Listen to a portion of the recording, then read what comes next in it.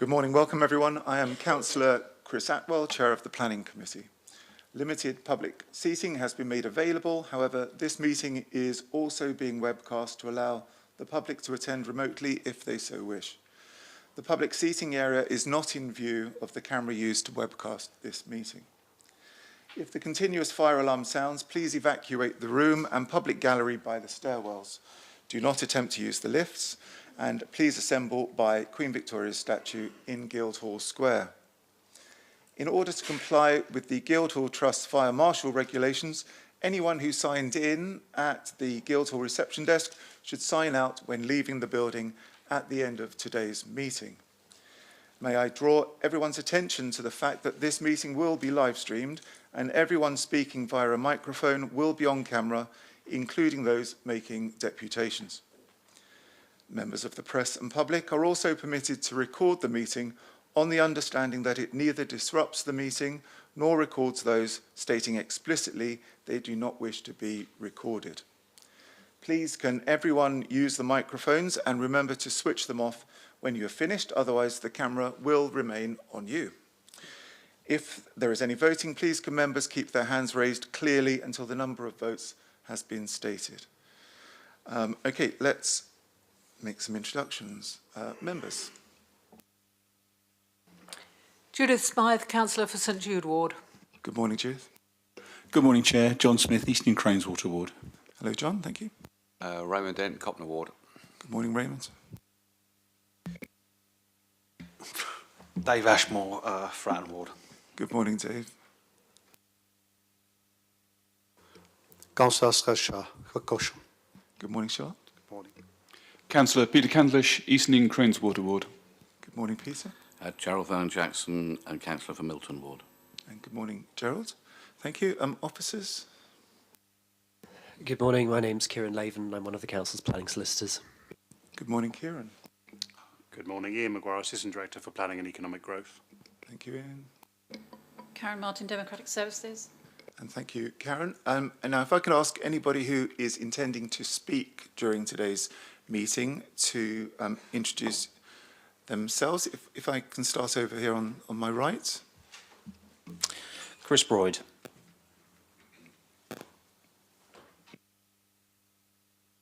And that's for Tamworth. Yes, that's correct. Thank you. Good morning, Carrie-Anne Wells, representing 3 of the items on today's agenda. Thank you. Thank you. Good morning.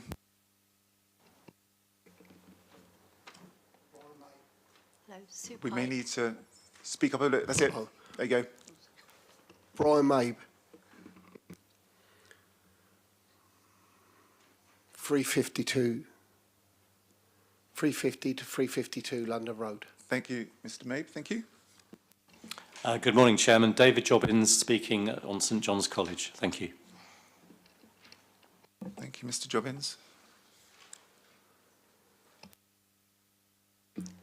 Hello, Sue Pike, long-time resident, author of Thomas Ellis Owen.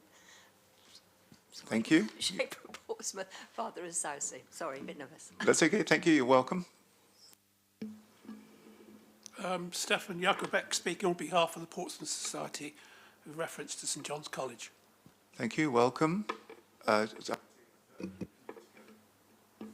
speaking. And Nicholas Roach speaking in favour of St John's College. Thank you. Welcome. Good morning, James Kirby, Re St John's College. Thank you. Welcome.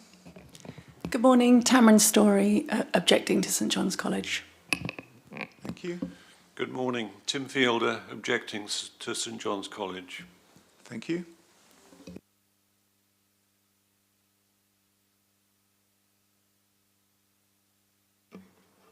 Good morning, Jim Briscoe, supporting 73 Margate Road.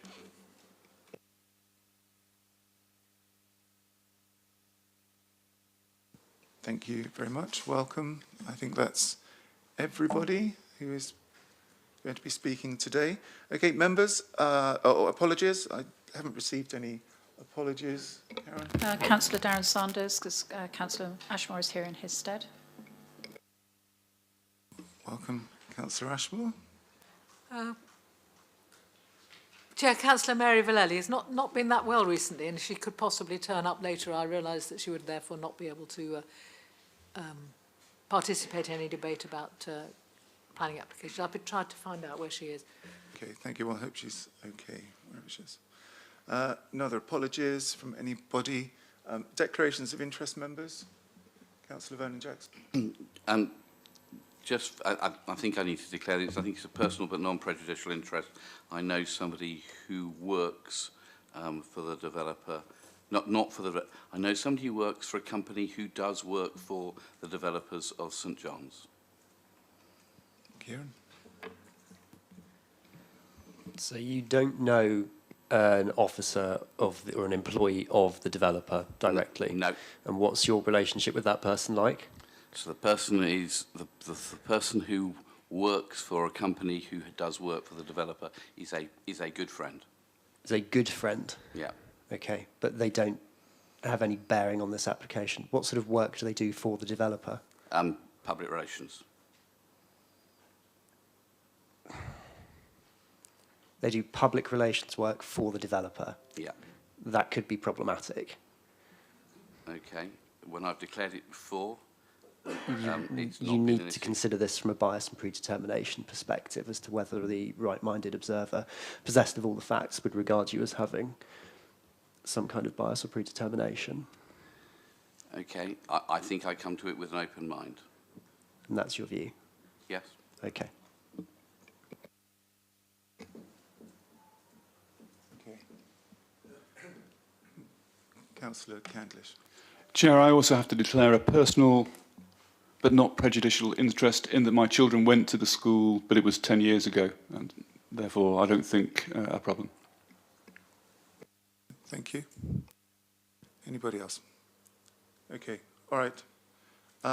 Minutes of the previous meeting, pages 5 to 14 of the bundle, page 5, 6, 7,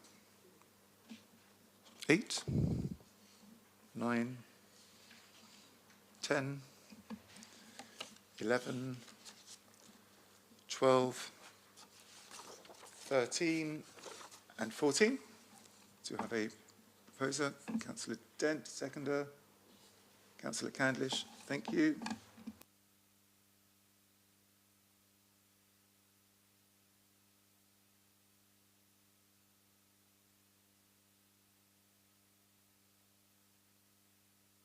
Okay, so to today's substantive business, item 4 on the agenda, St John's College. Ian, for the presentation.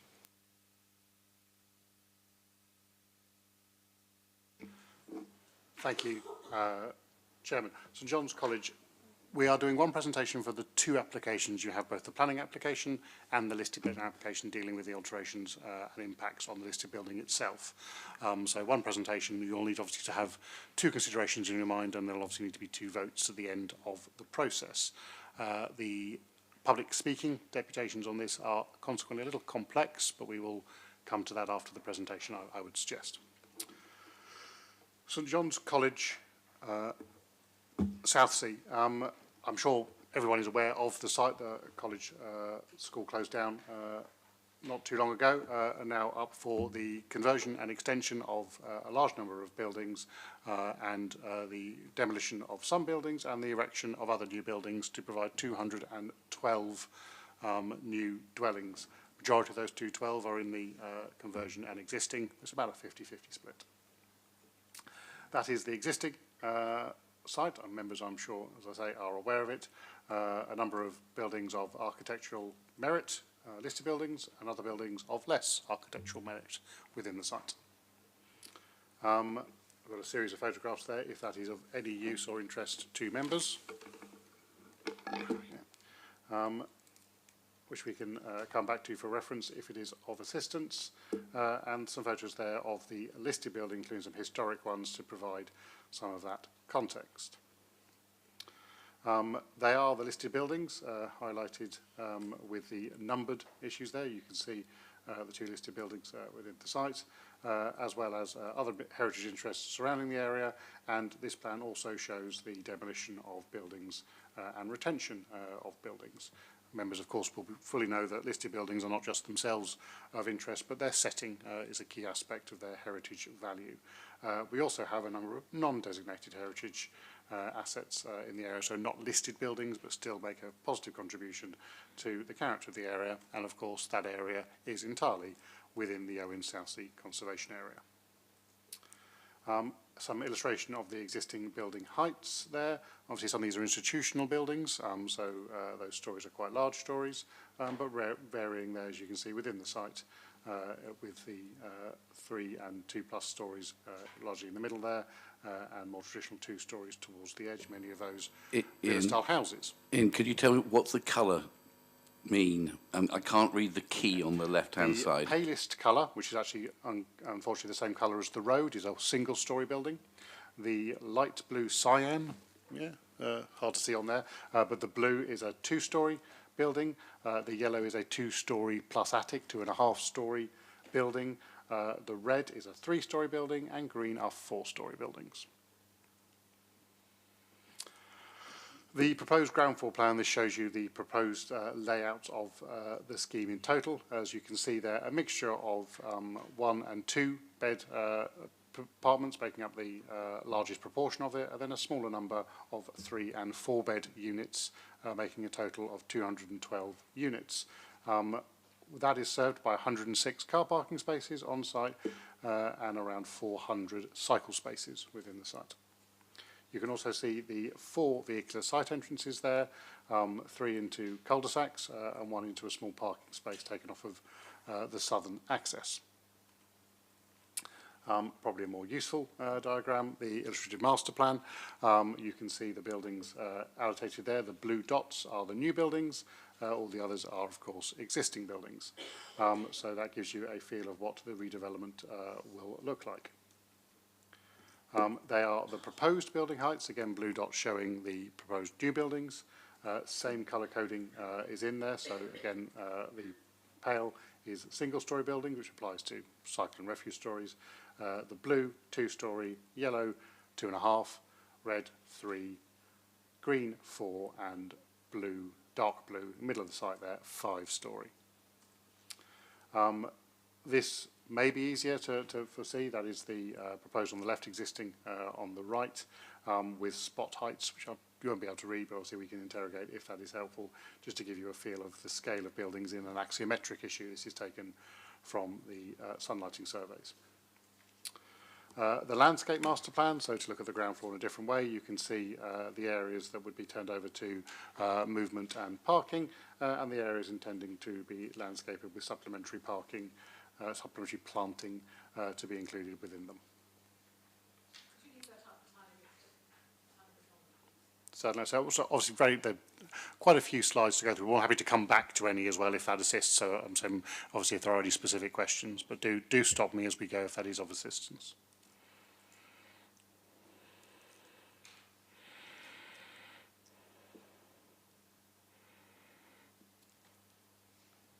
If you're happy to move on.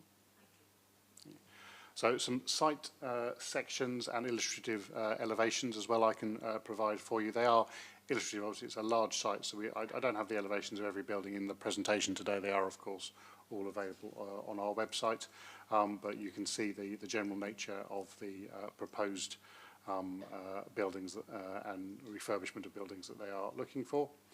Some feeling of the palette of materials that they will be utilising throughout that work, and indeed some general building precedents to give you some feel for that as well from other schemes. Refuse and cycling strategy, a busy plan, I do recognise, but the plan on the right there shows you where the refuse stores are provided, perhaps more clearly. I'm hoping on that imagery, and you can see the general intent to provide vehicular access for heavy goods vehicles through those 3 main cul-de-sacs to collect refuse from those refuse storage areas, with the full track changing to ensure that there is the ability to move vehicles in and out and turn within the site. some illustrations, therefore, of the refuse and cycle designs that they will be utilising. Again, detailed plans for all of them, of course, part of the scheme, but you can see what the sort of designs will be, and indeed, again, that same image on the bottom there, quite small, of where they would go. Vehicle movements, obviously a key issue for local residents, the traffic impacts. We are required to give a reasonable baseline assessment of what, if you don't give it plan permission, it's going to have to be put to some use. What would that use be? And that is utilising national data sets to make an average assessment of vehicle uses. So the extant use, obviously pretty nil at the moment, it's not in use, but a reasonable presumed baseline activity extant use is compared to a proposed use, again using average vehicle movement calculations from national data sets, and that does show overall that they would have a reduction in traffic movements to and from the site as part of their transport assessment. That transport assessment is assessed by our own transport authority as well, of course. Heritage impacts, particularly pertinent to the listed building, but equally important for the planning application. As you can see, the case officer in the report and in this presentation has provided a tabular assessment as well as the narrative assessment of both the significance of the heritage assets and the impact thereto. We're obviously then required, having given that significant weight to any residual impact, to weigh that against the public benefits, and as it says in the report, we've identified two public benefits: the provision of new homes, reminding members, of course, that we don't have a 5-year land supply, so the tilted balance does apply, and the related fact that this does bring a building of heritage import back into an optimum viable use, a key heritage advantage. Overall, therefore, it is considered a positive heritage outcome, notwithstanding the low heritage harm that has been identified. Key to residents as well, separation and overlooking questions. Here is a plan which you won't be able to read, which is on the website, showing the degrees of separation and where those measurements are taken. The degree of separation, both internally and to external neighbours, is considered to be a reasonable degree of separation to ensure any overlooking and intrusion is acceptable in accordance with your policies. Further, as is mentioned in the SMAT, details were submitted for one property in particular, Thicket Cottage, and you can see that there in a little bit more detail, including a cross-section to show how visual impact from the ground floor or from standing at that front window would impact. The application, of course, will be followed up with the Section 106 agreement. There are a number of contributions laid out in the heads of terms within the report, dealing, obviously, as we all know, with the importance of protecting our special protection area, both for bird aware and for nitrates. There is a series of highway works to support active travel, say £130,000 contribution or thereabouts there, and a travel plan monitoring fee. A travel plan and parking management strategy will be, of course, required as part of this scheme by planning condition. Members will have also seen within the SMAT an additional offer from the applicant, notwithstanding the viability of a £200,000 contribution to affordable housing for off-site provision, which would also have to be covered off in the Section 106 agreement. Some imagery then to assist members with the look and feel. So here are some indicative visual representations from the Nelson Road and Simon Wing approaches, illustrated on the map where they're coming from there, and from the images you can see how those layouts are proposed. And again, the setting around the castle building and in that central courtyard space. We have some further CGI images from the thicket, looking through the two parts of the Simon Wing buildings there, and from that main entrance opposite, it's Cavendish Road, isn't it? Opposite there through to that front entrance. As I say, there are three separate main entrances, so coming in from the east of the site. That is all of the slides I think I have. I'll leave you back perhaps most usefully with that one, just to give you a general position. Little to add, I think, to the report, which is very comprehensive, and the additional information contained within the SMAT, which has provided, just confirms the further submissions that have been made by both the applicant and local residents since the publication or the completion of the agenda. You will also have noted 2 letters appended to it, one a concern by local residents regarding overlooking and suggests that the application should be deferred to seek further consideration of that, and the confirmation officer is that we do not feel that is necessary in this case, and indeed the applicant has provided an opinion from their own barrister equally confirming that they do not feel there is a ground to defer the application in respect of that matter. So we provided both of those letters for you in full, and obviously you've had that opportunity to read them. Beyond that, I don't think there's anything more for me to pick out from the report, but of course very happy to answer any questions after we've gone through the deputations. And Chairman, I don't know if you want me to assist you with the deputations or you're happy to do so. Yeah.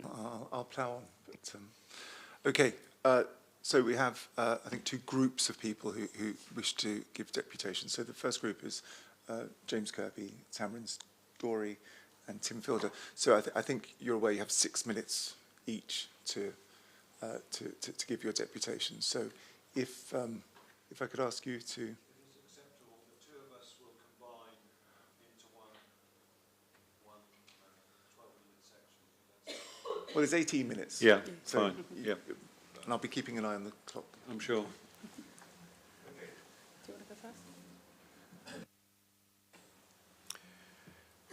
Mr. Chair, members of the committee, my name is James Kirby. As you probably know from the documents I've inflicted upon you, I live at Thicket Cottage. May I just say I appreciate the pressure of the mandatory house building targets you face, not least on this city, the only island city in the UK, which therefore cannot expand by an inch. Your planning officers have recommended approval of this proposal, but with a wide range of conditions, 35 at the moment. I'm here to merely make one single suggestion, that you adopt one further condition. That's all. It's, I hope, a powerful and important condition relating to the impact of this proposal, and one that can be very easily resolved and still allow you to fulfil the house building needs that you face. It probably won't surprise you to learn that it concerns Simon Wing, both east and west. As the slideshow presented just now indicated, there's one property in particular that is affected by that. Those were his words, not mine, and that is Thicket Cottage. At the initial public consultation last June, the Nicholas James Group gave an undertaking that, quote, "We shall position the larger new buildings in the centre of the site, away from neighbouring properties." They have largely kept to that undertaking. Most of the new larger buildings are indeed away from the neighbouring properties, and they include those to the south and east of this development, Coach House, West End and Wood End. Good. There is, however, one glaring exception to that concession, which is this. So Simon Wing, east and west, now split into 2, is proposed to be very close indeed to the northern boundary of the site, a little road called the Thicket, which runs east from Grove Road south and which in places is only 4 metres wide, and that's including the pavements. It is in fact by far the narrowest roadway in all of Portsmouth.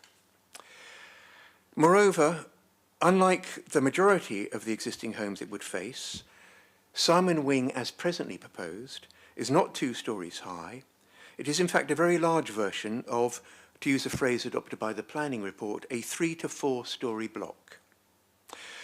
Such a block was proposed by a neighbour of ours in the Thicket at Tremerton last summer and was rejected by this committee on the grounds that, and I quote your recommendations, "The development is oversized for the plot available in height, footprint and mass, and would have consequent adverse effects on the amenity of the adjoining residential occupier to the east," that is Thicket Cottage, my home, "in terms of loss of light, overshadowing and dominance." And this committee, very properly, in my respectful submission, rejected that submission then.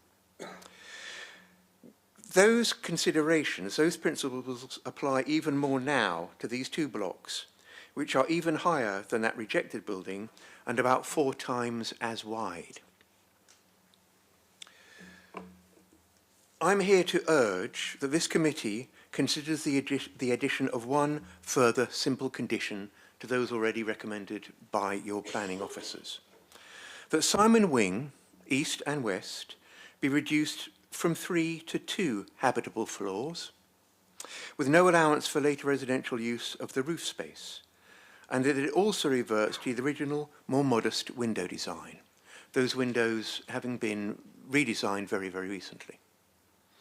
Simon Wing, at 2 stories plus roof, would then blend with our homes in the thicket and all those homes in the northern part of Grove Road South. And at a stroke, this would remove all the issues which are specific to that block only, which, lying to our south, raises issues of overlooking, loss of privacy, loss of light, and the prospect of gross visual intrusion causing an unlawful nuisance. I am here, of course, referring to the Supreme Court case decided about a year ago in the case of Fern and the trustees of the Tate Gallery, where they determined that gross visual intrusion overlooking on a large scale, on a consistent pattern, amounts to a legal nuisance which would result in damages, or could result in damages. If the committee were to adopt this amendment, that Simon Wing be reduced from 3 to just 2 stories, all those issues identified by the Supreme Court in Fern and Tate would just disappear at the stroke of a pen. It's like a magic wand. But I accept that, and before I go on to that, I reiterate a point I made on the 12th of March, I think just yesterday, in written submissions to this committee. I said, I respectfully point out that my home, Thicket Cottage, has a roof line, that is the very top of the building, 8.4 metres above the ground, with the highest internal space, our bedroom ceilings on the 2nd floor, being just 5.6 metres above the ground. Simon Wing, at 12.65 metres high, including the gable ends, is more than twice that height of our internal rooms, with some windows on the 3rd floor currently proposed to be positioned at a minimum height of 6.7 metres above the ground and reaching up to 8.13 metres at their highest. Such windows, facing our bedroom windows, would inevitably result in a serious and intrusive level of overlooking or loss of privacy. But I also recognise the economic imperatives driving this proposal, and that to reduce Simon Wing from 3 to 2 floors would mean the loss of up to 8 apartments on the 2 top floors. So they would go from 212 to 204 apartments. If those 8 apartments are indeed economically necessary to the survival of the whole development, in other words, it couldn't happen without them, then they could be discreetly placed elsewhere on the site in 1 or 2 small houses. That architecturally could be done very easily by this applicant. Their skill is apparent. That would also enable the developer to say that they've kept the promises they made at their presentations and on their websites in June 2013, that all new tall buildings would be in the centre of the site only. This would no longer merit the consideration of being a tall building. And it will enable this council panel to say that it has made significant concessions at this stage of the public consultation.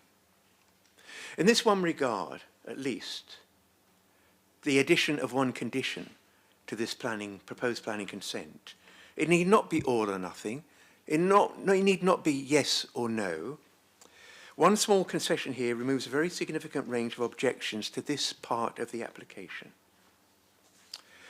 Lastly, I would say this, with respect to the computer graphic generated image that we saw earlier, with the proposed Simon Wing barely peeping over the fence and over the trees, is not in the least accurate, as I made clear in some of my written submissions to the committee in the last week or so. It is, in fact, with respect, deceptive. So I urge you to consider that my application is that this process, this entire application, could go ahead with just that one concession, trimming the top floor of that extraordinarily high block, and if necessary, replacing those housing units elsewhere on the site. Mr. Chair, thank you very much for your consideration, and thank you for your time today. Thank you, Mr. Kirby. Good morning, Councillor Atwell and the Planning Committee. My name is Tamron Story, and I, along with Tim Fielder, am speaking on behalf of Alan Jack and Steve Burton, all whom live in properties neighbouring St John's. We've all got skin in the game. We're here today to strongly object because we care deeply about our community of Southsea and its development. We are also reflecting on the more than 100 written submissions made in the planning site objecting to this application, as well as the 100 members of the Facebook page concerned with this proposal. In our respectful submission, there are robust reasons to reject these proposals on the basis that in many respects they do not comply with, firstly, Portsmouth City Plan, secondly, national planning policy, and thirdly, meet the Council's parking standards and transport assessment. We're going to explain as briefly as we can how these proposals would cause overpopulation in an already very crowded area, fail to meet sufficient family housing, disproportionate impact on existing social and medical infrastructures, cause a degradation to conservation and heritage assets, place severe overlooking and loss of privacy to neighbouring properties, as James has mentioned, widespread parking issues and harmful environmental impacts. Firstly, the application is contrary to the Portsmouth Plan, which clearly states in section 3.104 that, and I quote, "The strategy for Southsea is not to propose any large-scale development. The size and population density of the proposed development is obviously inconsistent with that strategy." The National Planning Policy, July 2021, has three overarching objectives, namely economic, social and environmental.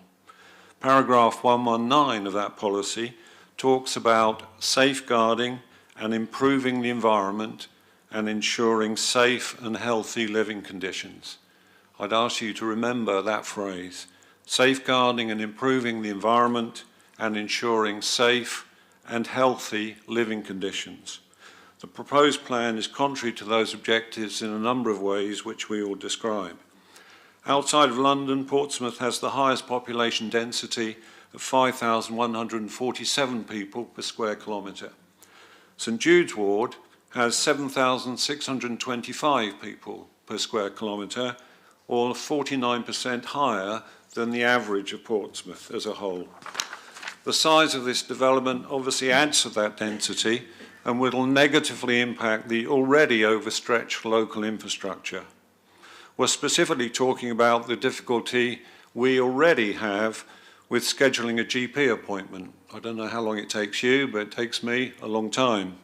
Seeing a dentist, enrolling our children in schools, and it's obvious that adding 600 or more residents will only stretch already strained resources. This and parking are the two biggest areas for concern amongst objectors. How can this improve the environment and ensure safe and healthy living conditions? In PSC 19 of the Portsmouth Plan, it requires that developments should achieve a target of 40% family housing.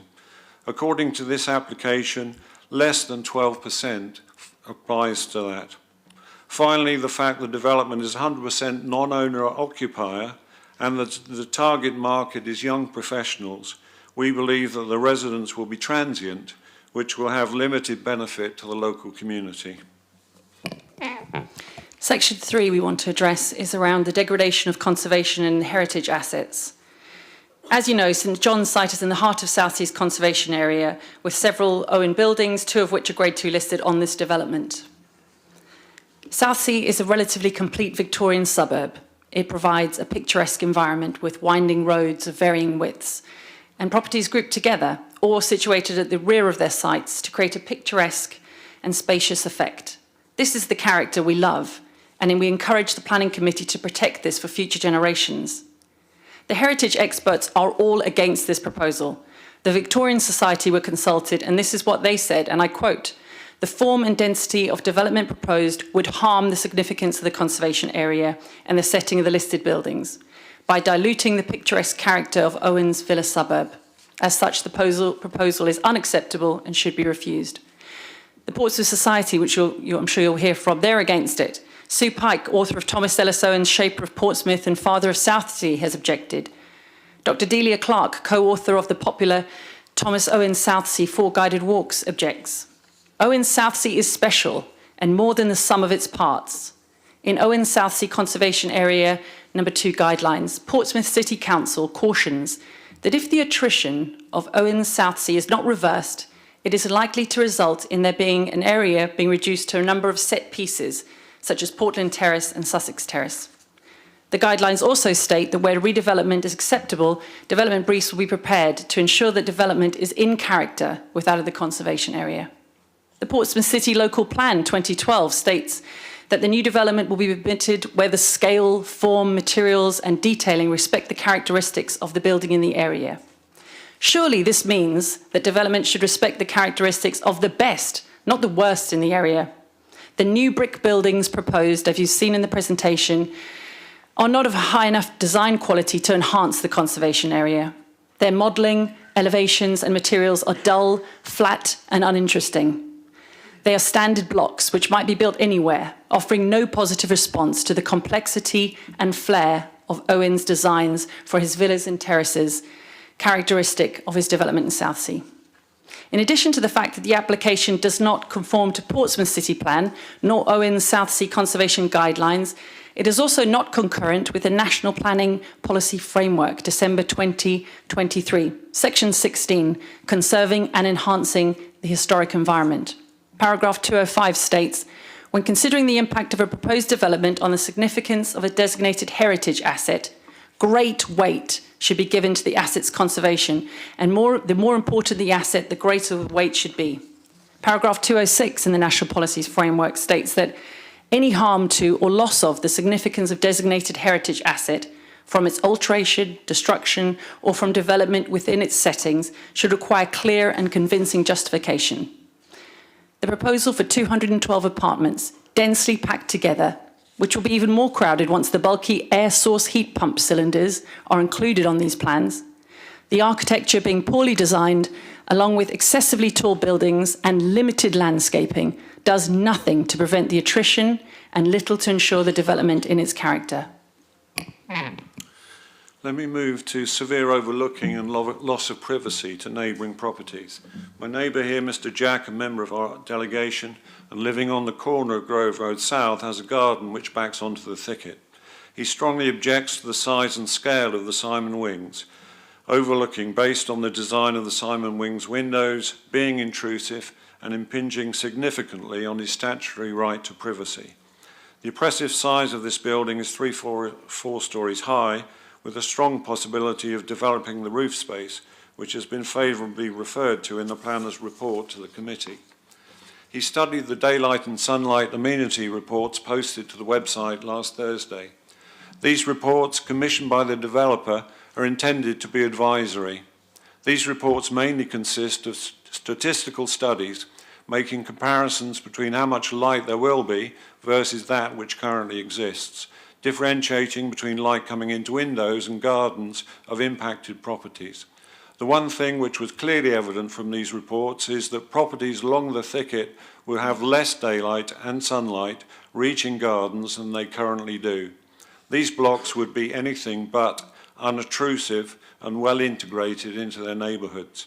The size and overbearing nature of these proposed blocks is entirely inappropriate and not in keeping with the remainder of the proposal for the site nor the current conservation plans. In summary, the height, scale, form and detailing of the developments is inappropriate and would be out of keeping with the surrounding conservation area.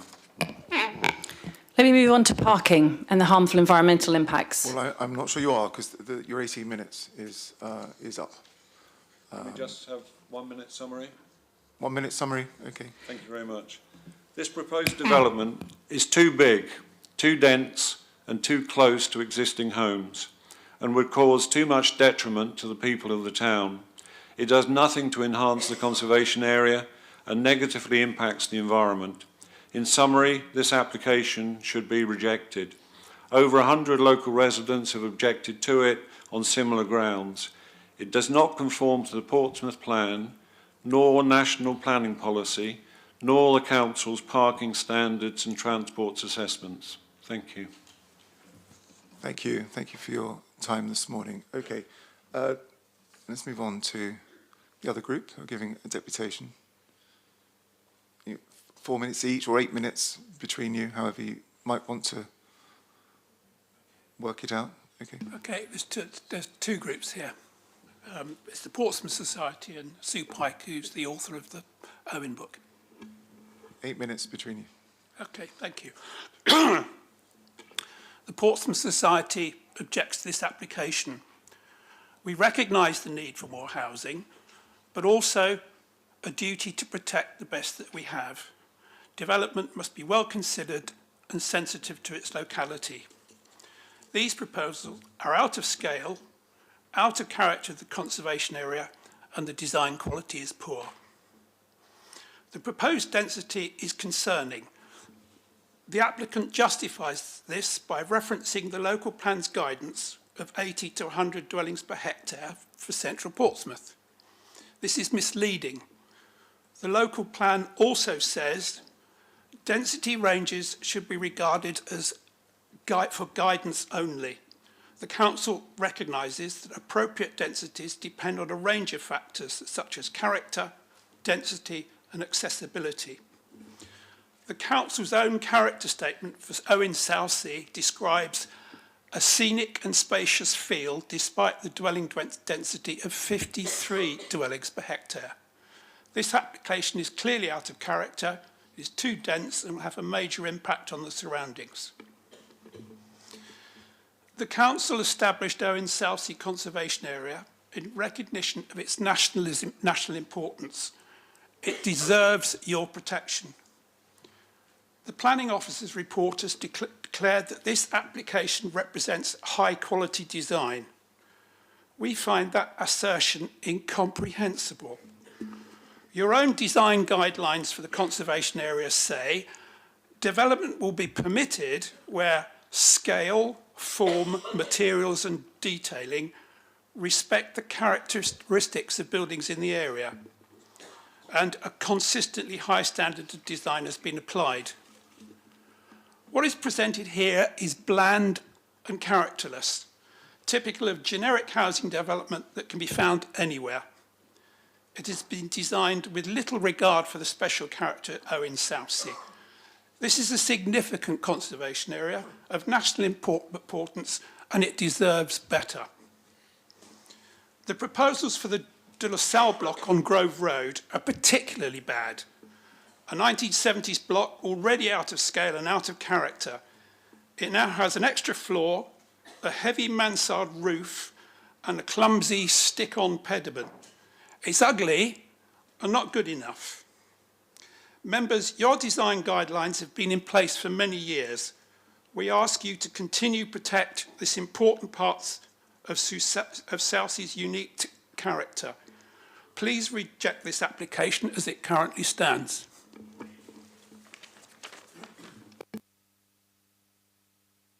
Hi, I'm Sue Pike, long-time resident of Southsea, author of Thomas Ellis Owen, Shaper of Portsmouth, father of Southsea. Thomas Ellis Owen had aspirations. In the 1850s, he fought tooth and nail to persuade his fellow councillors to introduce the Public Health Act to Portsmouth. It would cost a lot to update his many properties with running water and water closets to meet the demands of the Act, but his aspirations meant he was prepared to foot the bill. Opposition to the Act largely came from wealthy men motivated by profit alone, and in the end, they won. The Public Health Act did not come to Portsmouth until after Thomas's death 10 years later. Like Thomas, Amber, the owner of the Nature Nursery, currently running on the St John's site, also has aspirations. She refuses to fill the nursery with smooth plastic, where are they? With smooth plastic play equipment that will be here long after we're all dead. Instead, the preschool children in her care enjoy a free-flow environment where they can access indoor and outdoor play in all weathers, where they can learn about sustainability, the cultivation of plants, and the importance of looking after the natural world. Only last month, Ofsted recognised Amber's aspirations and found all areas of her provision outstanding.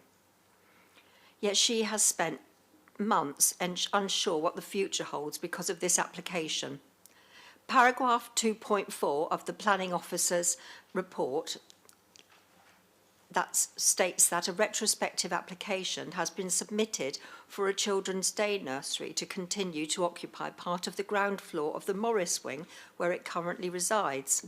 However, the planning reference given is for an application relating to the castle building. This is referred to as a concurrent application to use part of the ground floor of the castle as a day nursery. It is not being considered today, though, and rather confusingly, the plans the committee are being asked to consider contain no mention of space being set aside for a nursery anywhere on the site. Perhaps the planning officer could comment on this after I've spoken. In his report, the planning officer seems content that this development will cause no substantial harm to the Owen Southsea Conservation Area. Yet, in Portsmouth, there's better designed social housing than this, and not even in conservation areas. Personally, I wonder why the planners are not insisting upon a development that does no harm at all to Owen Southsea. I'm also wondering why PCC bothered to spend time devising policies concerning conservation areas, parking standards, or the inclusion of affordable housing, if the spirit and aspiration of these policies are so easily sidestepped. When considering this application, I am hoping the committee, like Thomas all those years ago and Amber today, will aspire to better things. Once built, we will not be able to unbuild this mediocre architecture they're proposing to cram on this site, nor will we be able to make space for more parking, magic up affordable housing, or explain why, despite Portsmouth City Council's policies, the City Council didn't aspire to a development that would do no harm to Owen Southsea. Thank you. Thank you very much. If I could ask you to turn your microphone off. Thank you very much. I think, Mr. Foote, Luton, I think, is the second most densely, or the most densely populated city outside of London now. I think we're the third or the second, whichever way you look at it. I think it's London, Luton, then us. Okay, right. The agent is here. You have 12 minutes. Chairman, thank you. My name's David Jobbins, and I represent the applicant for the proposals before you. And firstly, Chairman, may I thank yourself and the members for allowing us to address you today. I'd also like to thank your officers for a comprehensive, balanced report and presentation, which certainly in our view correctly sets out the planning considerations and recommends our applications for approval. We have worked closely with your officers throughout, from pre-application stage to submission of the applications, to propose what we consider to be a sensitive development that retains all the important historic buildings on the site, whilst proposing a limited number of new buildings to make the most efficient use of this sustainably located site. As you'll appreciate, it's in easy walking distance and cycling distance to local shops and facilities in Southsea. Whilst I fully respect the right of objectors to disagree with our proposals, I can do no better than draw members' attention to the comments from your own Design and Heritage Officer, who supports the application, and the report before you, which advises at para 1056, and I quote, "Overall, a number of the principles set out in the scheme are very welcome, including the provision of new landscaping and green spaces across the development as a whole. The proposed new buildings within the scheme will be of excellent architectural quality, and the resulting development will be high quality, legible and distinctive. It will provide a modern, sustainable and inclusive development and will be fully in accordance with the design objectives of your local plan." As I said, Chairman, we intend to retain all the historic buildings within the site, and I'm sure that is supported. We'll also be removing very inappropriate buildings, such as on the corner of the Thicket and Grove Road South, the Simon Wing. We'll also be removing inappropriate, in our view, 1960s buildings from the site to enhance the setting to the existing listed buildings.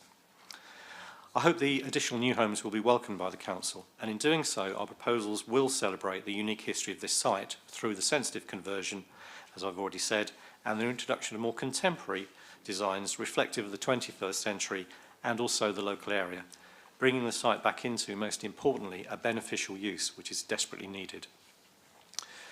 As a result of our proposals, the replacement of the large areas of tarmac and playgrounds, as I've mentioned, with new green space and landscaping will greatly improve the appearance of the site, whilst contributing towards a biodiversity net gain, And consequently, you'll see from the report there are no objections from Natural England, Hampshire County Ecology, Hampshire Swifts or the Council's own tree officers.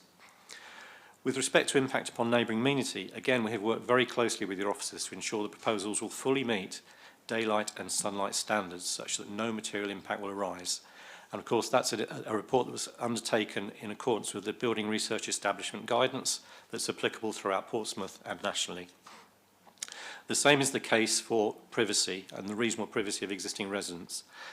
For example, I'd like to counter Mr. Kirby's very eloquent presentation, and I'd like to respectfully draw attention to the fact that we are 21 metres between our nearest property to Mr. Kirby's property, which does in fact meet your own standards for separation distances and privacy.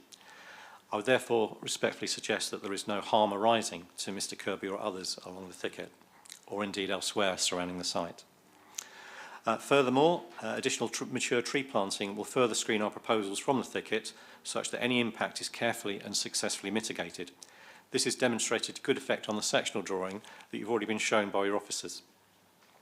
Other properties are generally at similar distances and the resulting relationship will be little different to existing properties surrounding the site. I would also add that changes to the windows along the thicket were at the request of your Conservation and Design Officer, which we have complied with. In addition to which condition 4 seeks approval, or we would need to seek approval for the design and obscure glazing of a number of windows along that facade.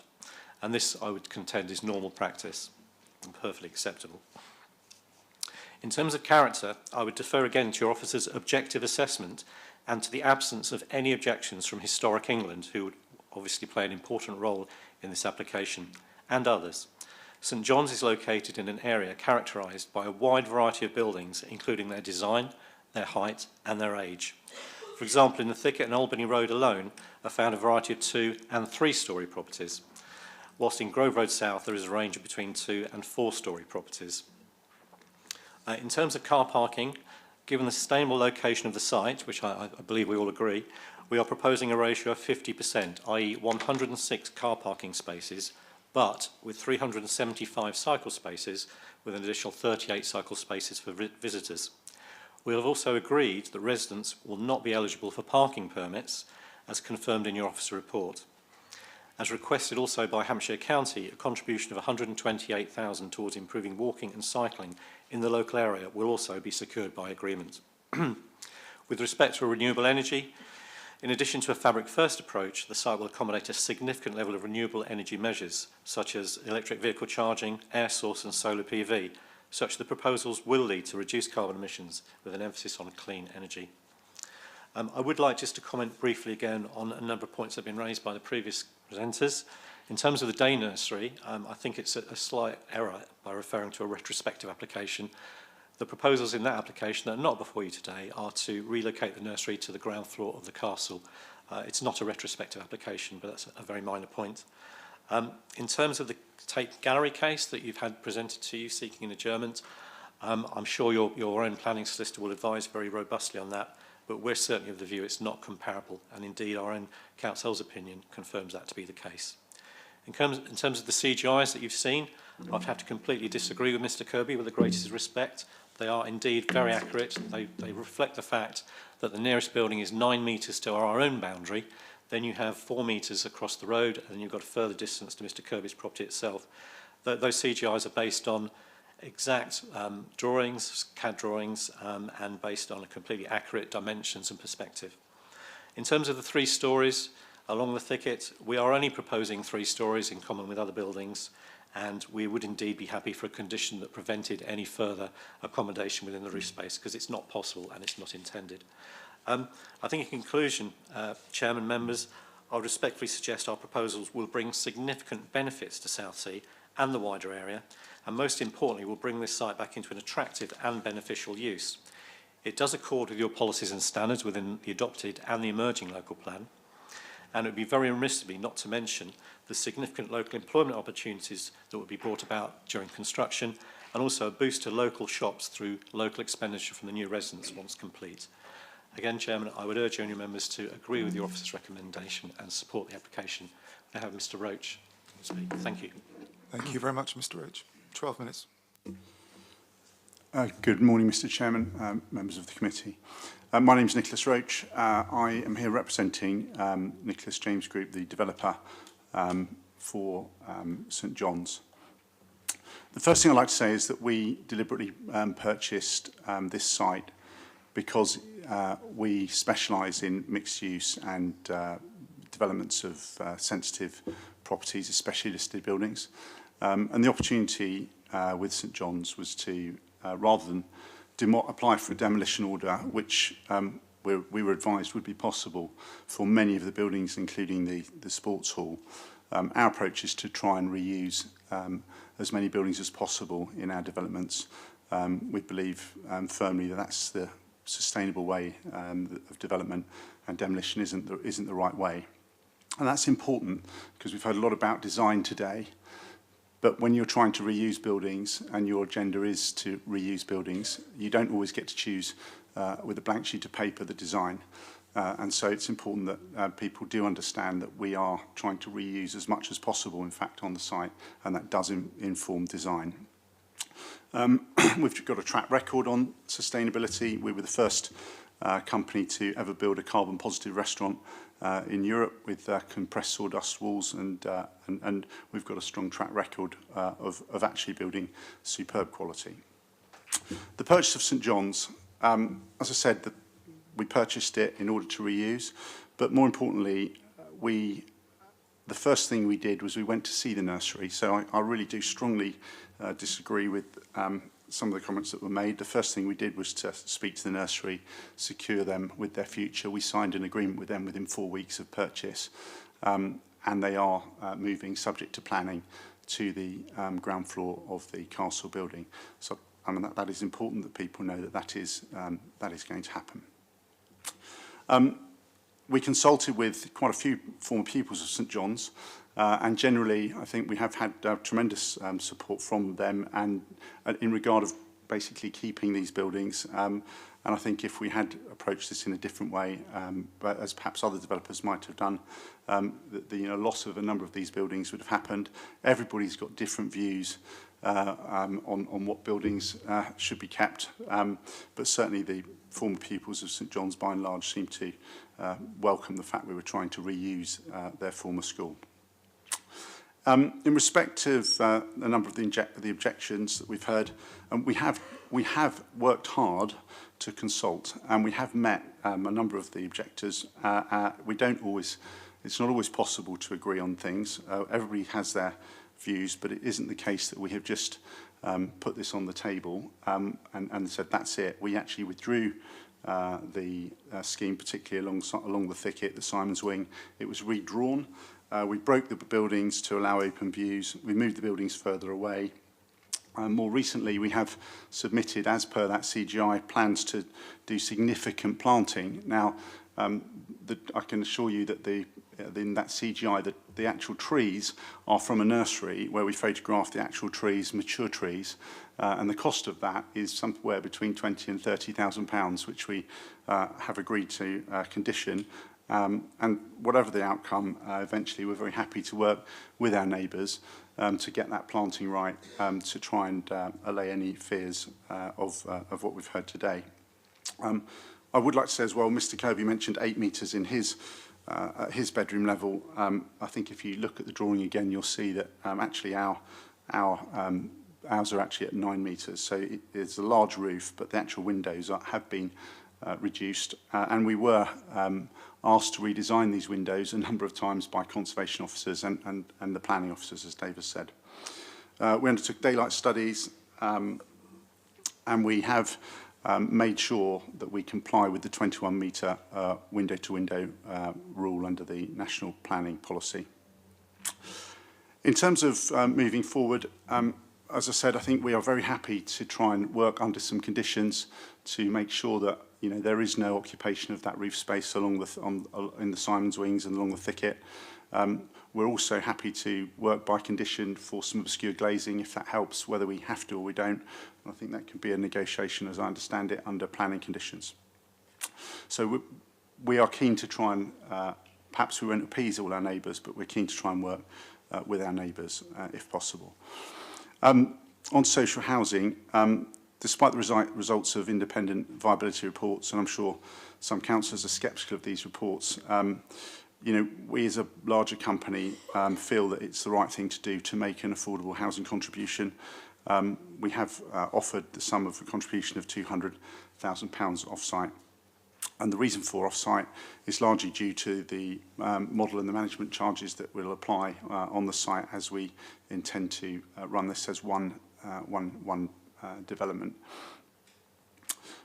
Holding costs. Members, you need to be aware that the holding costs of this site are significant. We are facing weekly break-ins. We've had a number of fires, and we're not going to be able to save all the buildings at St John's if this carries on. So it is imperative that we do get this school into an alternative use, and quickly. It has been a real struggle. In conclusion, so we think we have presented a highly sustainable scheme, reusing the existing buildings. The distances from the thicket do comply with the national planning policy. We have and we will still continue to try and mitigate the concerns of our neighbours. We're long-term investors in the city, and we hope that you'll support us. Thank you. Thank you very much. Members, questions? Judith. I have a question. Actually, I've got several questions, but I'd like to ask one question first, which is about the nursery. It has a good reputation locally. People like to use it, and I'm glad to hear that the ground floor of the castle building is going to be put forward for change of use. First question is, will that result in any loss of accommodation from what we're seeing on these plans? Because I can't see it referred to in the plans. Second of all, one of the strengths of that nursery is the outdoor play space that the children enjoy. And could we have a look at the plan to see where I realise we're not looking at that application at the moment, to see where children would play. I was also going to ask a question which is related to this, about whether we could strengthen the landscaping condition to have a small play area for the very smallest children. I don't think it would be right to, but a play area which is dog-free for toddlers, and people would be very well received there. There isn't anything immediately locally of that nature in this part of Southsea. I think there's more for older children because the seafront is near, but it's linked to where would the outdoor space that the nursery would have be on the plans, and perhaps we could look at the landscape slide just to look at that. Please.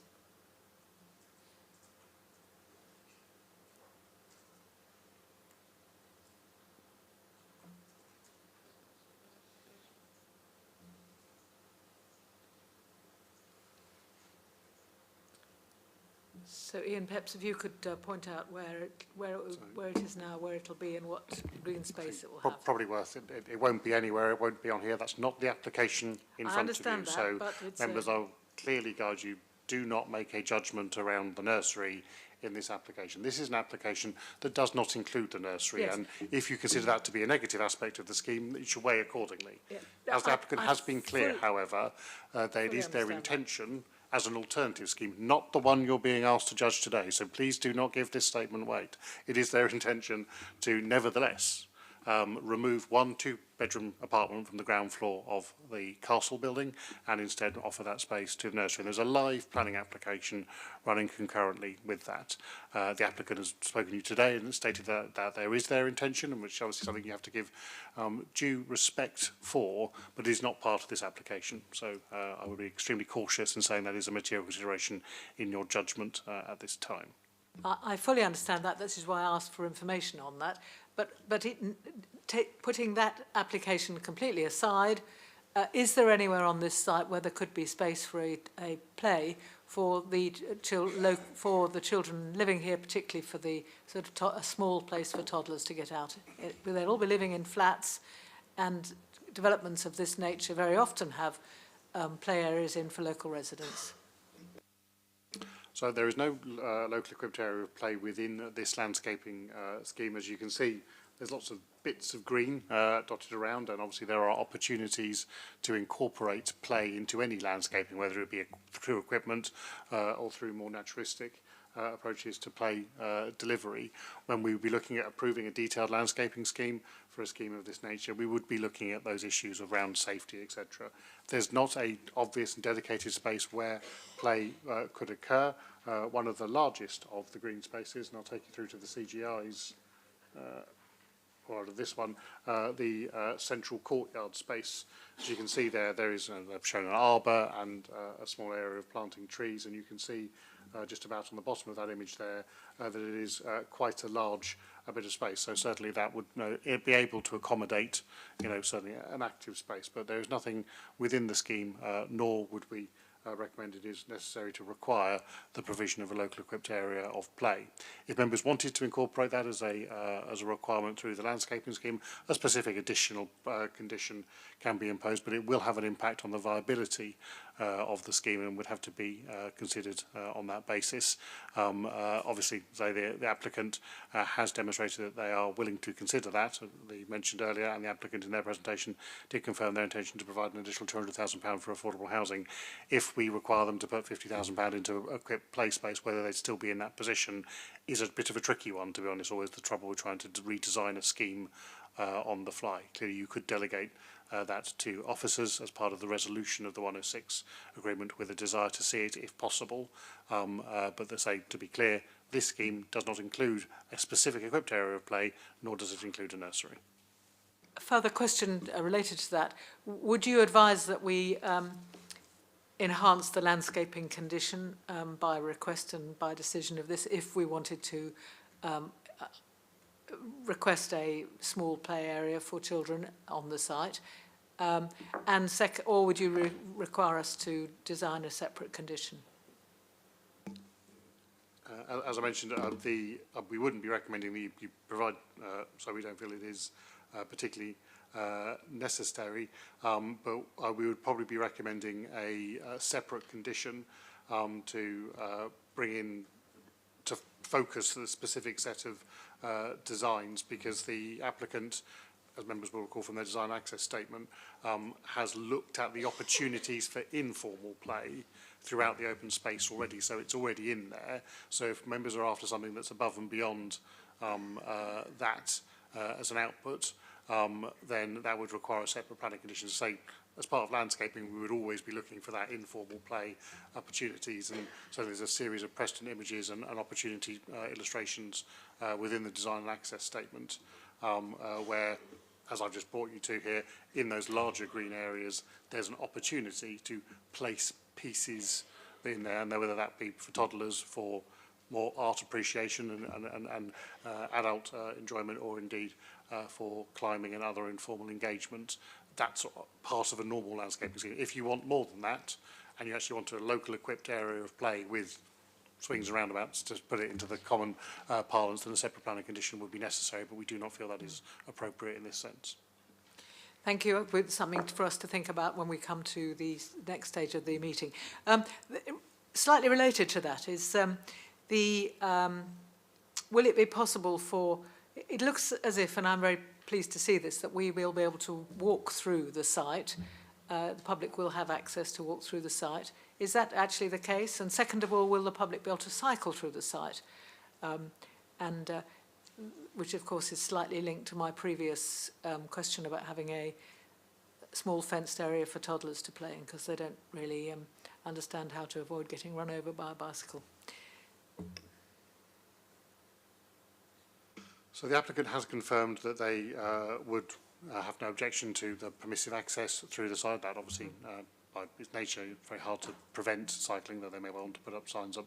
Their intention is to limit that, however, to daylight hours. We've been talking to them about how best to phrase that, whether we have a fixed set of times throughout the year, because obviously the sun does set quite early and thus the permeability would be lost, or whether we actually stick to a more specific dusk and dawn style wording. But it is an open consideration. The applicant has confirmed that they would be willing to allow controlled access through the site for non-residents. Thank you for that answer. Should I go on to another question? The parking spaces, I think it says in the papers that you've given us that the parking spaces will be permeable. Is that correct? Have I understood that properly? you know I'm very keen on permeable parking spaces because I don't want, but there is quite a complicated drainage scheme proposed. So I suppose the question can be rephrased I would to say without looking through the report, if I may, inevitably hard standing requires to be permeable. Permeability, of course, by its definition in planning, includes the running off of non-permeable, non-porous surfaces into rain gardens. Yeah. So yes, all hard standings will be permeable in that sense. It's got a lot of green space, many thousands of square metres of green space that you can run off into, and as you say, a full and complex surface water drainage strategy already illustrated and secured by planning condition.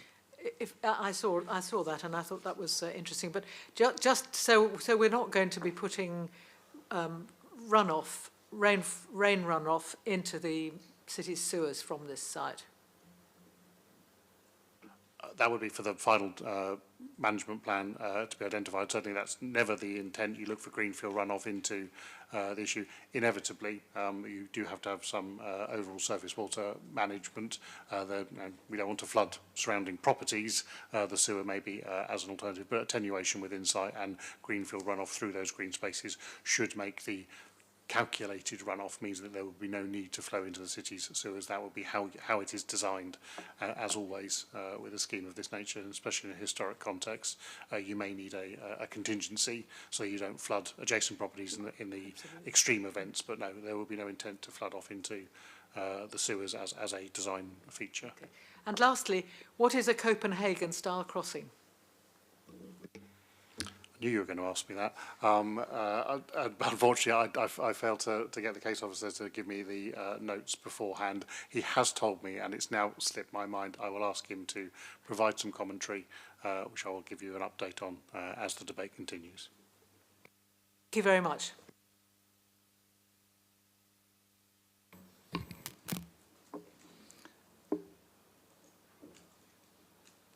Chair, I've got a series of questions I'd like to ask, and some of them have been covered already. There's been a request, or there's been a concern expressed that if this goes ahead, that there will be subsequent planning application to put more housing into roof spaces. Would it be possible to put a condition on that would stop that? Question one.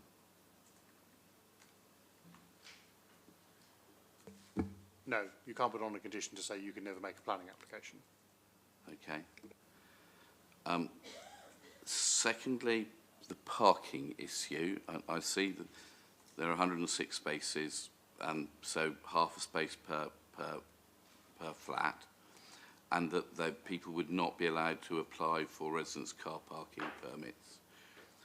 What happens to the 107th car? Point of clarification, if I may, first of all, something to do with planning, whether they are able to apply for planning permits. The SMAP, we tried to pick this up, they're outside the resident parking zone, so they don't qualify for it. Same as if I chose to go and park my car in Southsea as a non-resident, I would have to find an appropriate parking space that would be lawful to park the car, which obviously we know is extremely constrained in this area. So that 107th car would not be on site or on the resident parking control areas during the time of the implication of the RPZs. Okay. My final thing is to ask Ian. We all know who have to sit on the committee that that we are not always the final deciders of where we are with things. I think we've all been through the St James's application where we said no, but the government inspector overturned our decision and said yes. Could you give us an opinion on if we did say no, what the chance of sustaining that at appeal would be? Because a developer always has the right to appeal to a government inspector to overturn our local decision here. I'm not sure I can give you an opinion on if you said no, because if you said no, I guarantee you'll lose it. It's why you have a reason to object, and it's that content of that reason for refusal, which obviously is assessed. Officers have looked at it carefully, and we have considered all the benefits and disbenefits, and there are disbenefits, of course, and do not feel that those disbenefits come anywhere near the weight given, especially in the tilted balance, to outweigh the benefits of the home. So on that basis, we would not be confident of winning any appeal, but until I know what reasons for refusal you might have, obviously I can't commentary on the success. Yeah. Okay, thank you very much, Ian. And Chairman, if I may, the case officer has come back to me, and apologies because he did tell me this. Copenhagen Crossing is a blended crossing which merges the line between the pavement and roads to reduce traffic speed by that presence of pedestrians at the same height. So it's a management of curb heights to ensure a pedestrian-focused rather than car-focused crossing. Is it like we already have at the top of Marmion Road? Because we're proposing a different sort of crossing there. So I don't know the crossing at Marmion Road, I'm afraid. Yeah. Sounds like a Copenhagen crossing. Have you got a picture of a Copenhagen crossing? Is that what you're looking at? Yes, Chair, I googled it. It's like the pavement continues across the road, Yes. which gives priority to pedestrians, is what I can look at it. So cars have more of an awareness, but I don't know why they're called Copenhagen. It is what we already have in Marmion Road then, so which is quite, I think there's a proposal to replace it. I don't know if you could find out and answer that question. Thank you. That's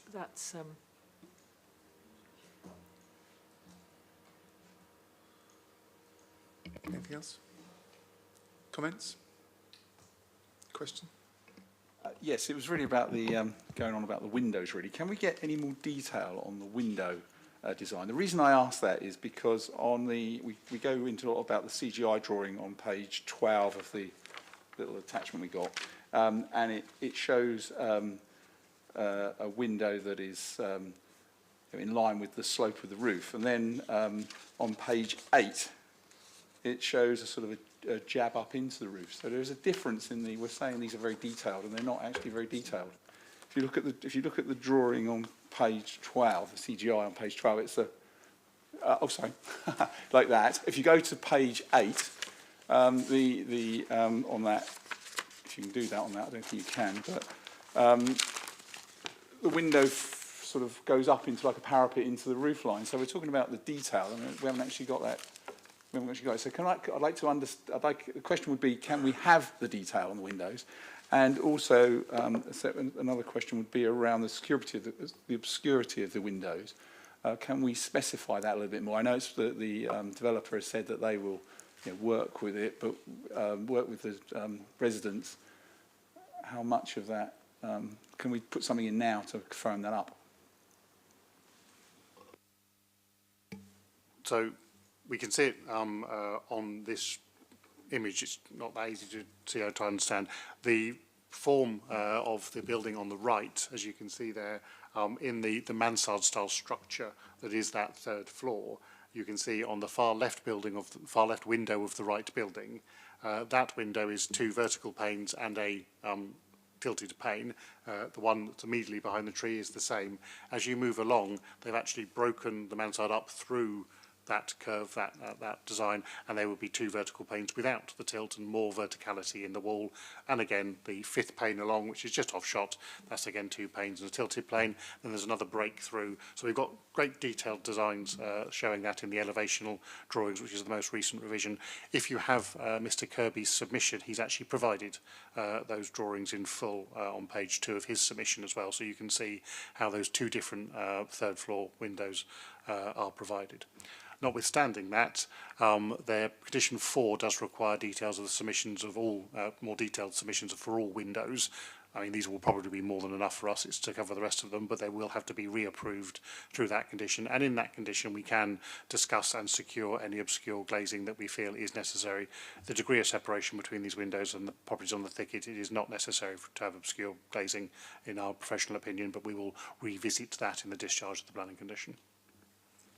So just to be clear, Ian, that CAD drawing is updated. The drawing on page 8 is not correct then, because it shows it stepping up into the roof parapet, and there's no roof. I don't have that drawing. I think that's a submission from the applicant, isn't it? So I can confirm this was redesigned 4 or 5 weeks ago, and say I would draw your attention to the attachment to the SMAP, Mr. Kirby's submission, who has provided the previous and current submission, so you can see that change to redesign. But the present proposal, paragraph 5, page 2 of Mr. Kirby's submission, is quite correctly the current design and that design which is demonstrated in these CGIs. And the obscurity of the windows?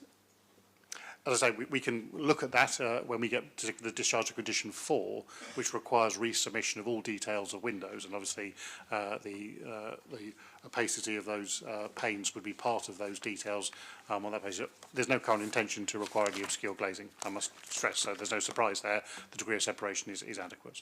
And just one last question on that, just following up on Councillor Vernon-Jackson's point about the roof space.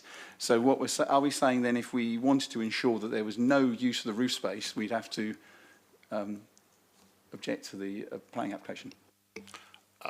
No, that would be profoundly inappropriate. If you want to ensure that there's no use of that roof space, you need to stay a councillor on this planning committee and refuse any application should it be made in the future. There's no permitted development right to put rooms in the roof space of a block of flats at the moment.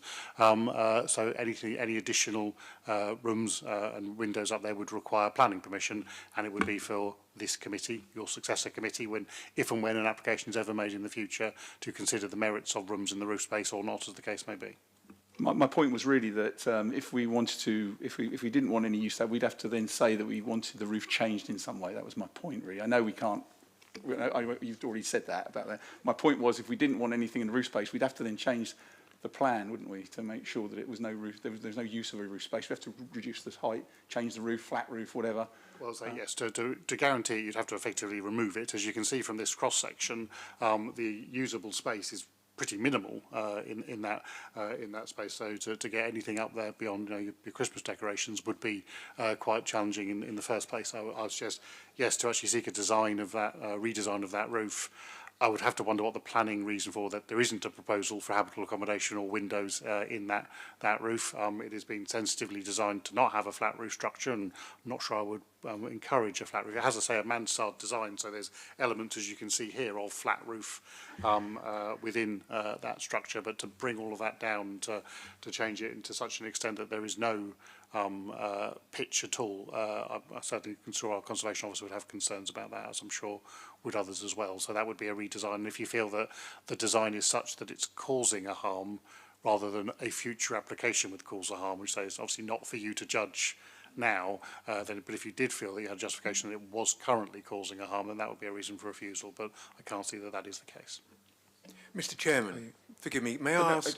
Mr. Kirby, no, we've had your input. Sorry. Very well. Thank you. Thank you. Councillor Smith, have you got the answers you require? I know you have other plans than being back here on the planning committee in the future.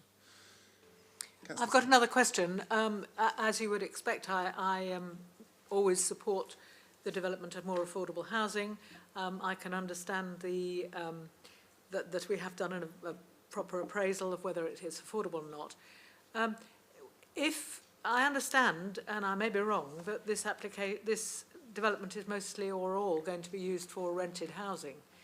If the developer decided to rent some of the properties at a lower rent, does that count towards our understanding in planning terms of what affordable housing is?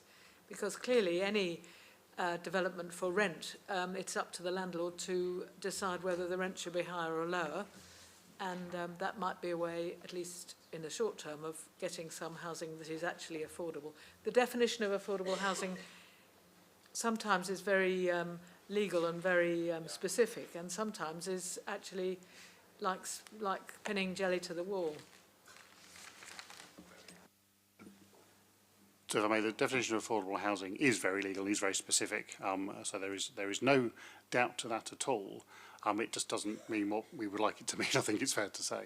So if a developer chooses to rent at a lower rent, that is not affordable housing. Even if they put it out to the market at 10% of market rent, so it is absolutely more affordable, that doesn't make it affordable housing. Affordable housing has a specific defined rent, a defined purpose, and the two key elements of it, of course, are both the overall cost, which can be as much as 80% of market rent and thus quite unaffordable, in the opinion of many people, but also the ability to secure and maintain it in that specific offer in perpetuity, utilising planning obligations or similar controls. So if a developer chose to offer some sites at lower than market rent, even if it was at a level of affordability that a man on the street would consider to be affordable housing, that wouldn't make it affordable housing, because of course we'd have no mechanism nor any policy justification as laid out in the report to require such mechanism to ensure that they're maintained in that format, whether by private affordable rent management or an RP or the council's own housing department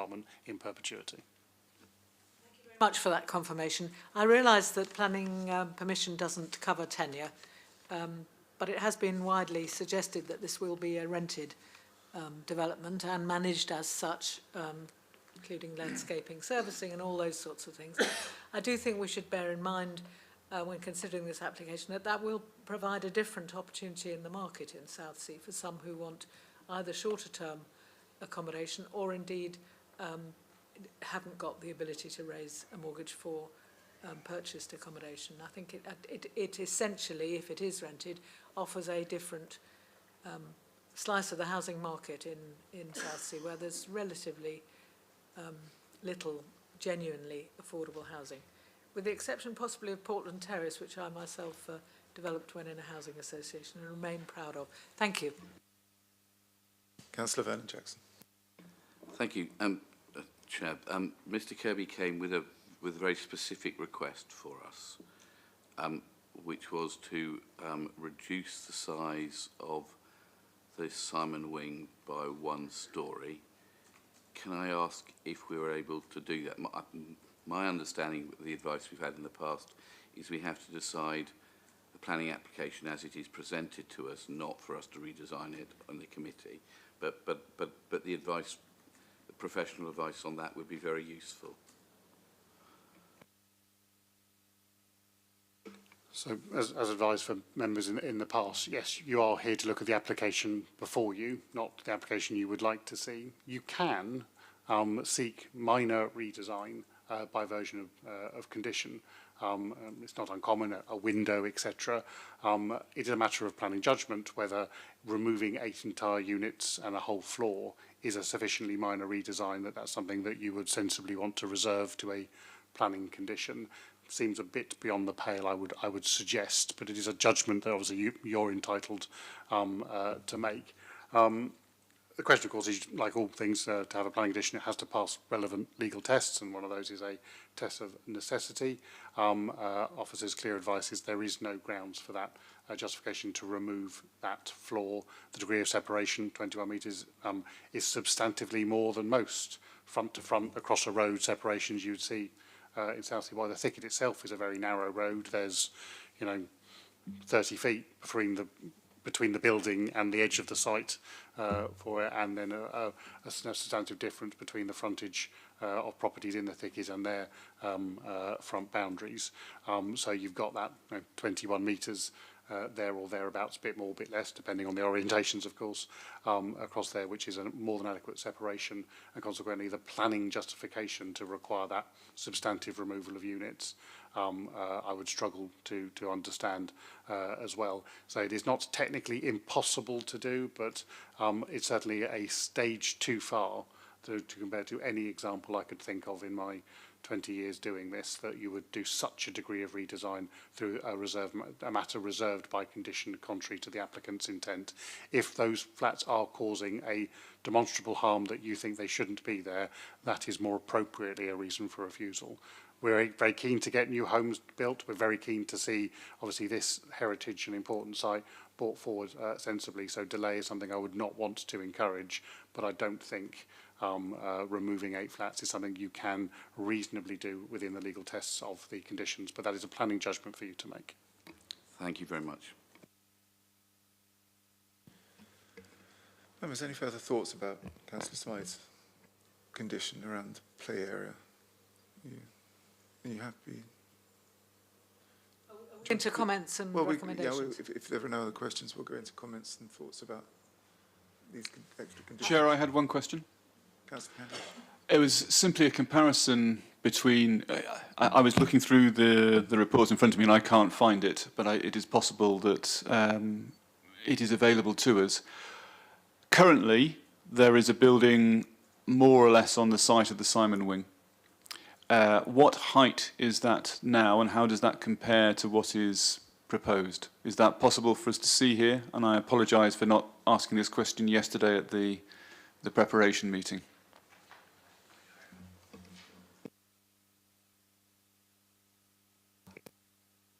This image provides that direct comparison. As you say, I would be loath to draw too much from it. As you can see, where the majority of the Simon Wing is fronting the thicket is not currently occupied by buildings, so it's a slightly artificial impact other than from the building to the far west end. As I put this up, I said you're not going to be able to read those, but we can interrogate them if you wish. I'm struggling to read them on the screen myself. I will ask the case officer to read the two spot heights. You can see this spot height here on the back of this building, and there's spot heights on these buildings as well. They're the highest datum points on those buildings. They are, as we've said, quite hard to see, and I'm not sure I will be able to sensibly zoom in, unfortunately. Let's see if that. Oh, there we go. 11.98 metres. Is the point height you can see for that blue building on the thicket, but on that far western end, and comparing that to 16.3 and 16.5. These are above ordnance datum, obviously, metres, so a 5 metre height, not in the same place within the site though, so how useful that comparison is, hard to say. Peter, do you have the information you need? Yes, Chair, thank you. I'd just like to make a few comments as we move towards a decision on this. I think the current situation where we have a vacant site and, you know, vandalism and a completely no-go area in the centre of Owen Southsea is intolerable and must be resolved as quickly as possible. I think that the St John's School, with all respect, did very little to enhance Owen Southsea with some of their buildings. And what we have here is a bit of a compromise with taking down and altering the worst ones. I mean, I wish I'd been sitting on the planning committee at the time that St John's College built some of those horrible buildings, which don't relate well to the rest of the buildings. So it is a bit of a compromise, this one, from the start. I'm very pleased to see mature trees going in, and I think that's been explained and shown well on the plans. I personally think that you could spend a lot on some very high quality design there, and I do think there are some weaknesses in the design of the new building.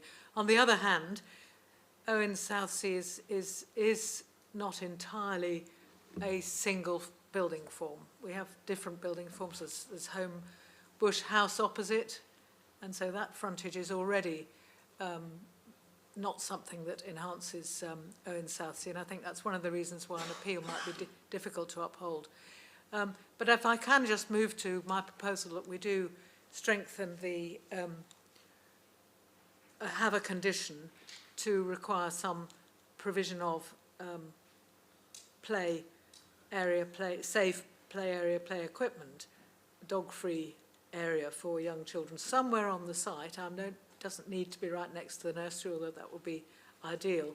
Then I would like to propose that we do that as part of our consideration and approval of this scheme. Thank you, Judith. Councillor Shah, you're nodding. Would you like to second the proposal? So Councillor Shah's proposed. Okay, Judith, any other comments? Any other comments? If I could ask you to turn your microphone off, that would be helpful. Members, any other comments as we make some progress, I think, towards making a decision? Okay, I shall move the officer's recommendation with the conditions as set out. We have two decisions to make, of course. So the first one is around the granting of planning permission with the 36 draft conditions. Do I have a seconder? No. Councillor Smith is seconding the first of the two decisions that we need to make, including Councillor Smythe's condition, seconded by Councillor Shah. Chairman, may I assume we're delegating to officers the drafting of that. I don't think it's be too hard to do. I just wanted to make sure that's captured in the minutes. Yeah, so you're happy for that? I'm sure you can do that. That'll be fine. Thank you. You're happy? Chair, before we get into voting, can you just recap the two decisions that we are making and the separation between them so I'm clear as to which decisions I'm making? The first decision is around the planning application. The second decision is around the granting of listed building consent. Ian, do you want to just explain further what that means? certainly, in some ways, the second is subsidiary to the first, because obviously pretty much everything, in fact, everything relevant to the listed building consent is a material consideration in the planning application. But as well as requiring permission for the building works and changes of use associated with the development, that first application under the Town and Country Planning Act, there's also a separate control regime, Listed Building Conservation Area Act regime, which requires listed building consent for those works where they are directly being undertaken to a listed building. So there are two listed buildings on site and they are being converted from their previous uses into flats in this case, and those internal alterations obviously have impacts as detailed in Table 2 of the report and the table I put on the screen, looking at those direct impacts to the heritage value and contribution of those schemes. And that listed building consent is just for allowing the works you've just permitted in planning permission to be done to the listed building. Are members clear about the two decisions we're being asked to make? Councillor Smythe. I'd just like to add to the comments that one of the there's been everybody around that area is very concerned about the future of society and keeping a tree, keeping the spirit of Owen Southsea is really important. There were though some horrible rumours going around at the beginning about people coming in, developers coming in, demolishing the whole site, building a multi-storey, multi-level modern development of student housing and so forth. And I think, it's a very good thing if we can escape that sort of horror happening in the centre of Owen Southsea. Absolutely. Okay, members, anything else? Because we have a motion in front of us. It's proposed and seconded. Anything else? Okay. Members, those in favour, please indicate. Vallely, you arrived late, so you can't vote.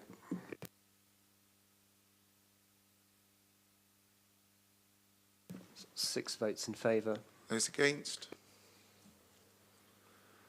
And anybody abstaining? 2 abstentions, none against. The motion passes. So planning permission is granted in accordance with the officer's recommendation, plus the additional conditions suggested by Councillor Smythe and endorsed by the chair and seconder. Thank you, Kieran. Now we move to the second part of the second application to grant listed building consent subject to the 5 conditions set out. Those in favour, please indicate.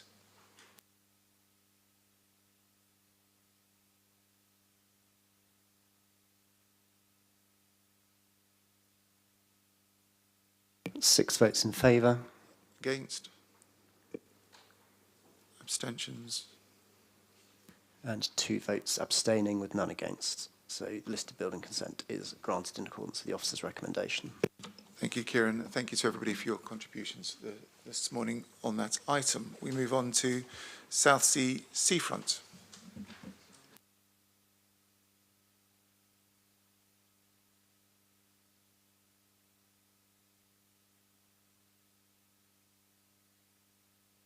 Chairman, did you want to give residents a few minutes to move off?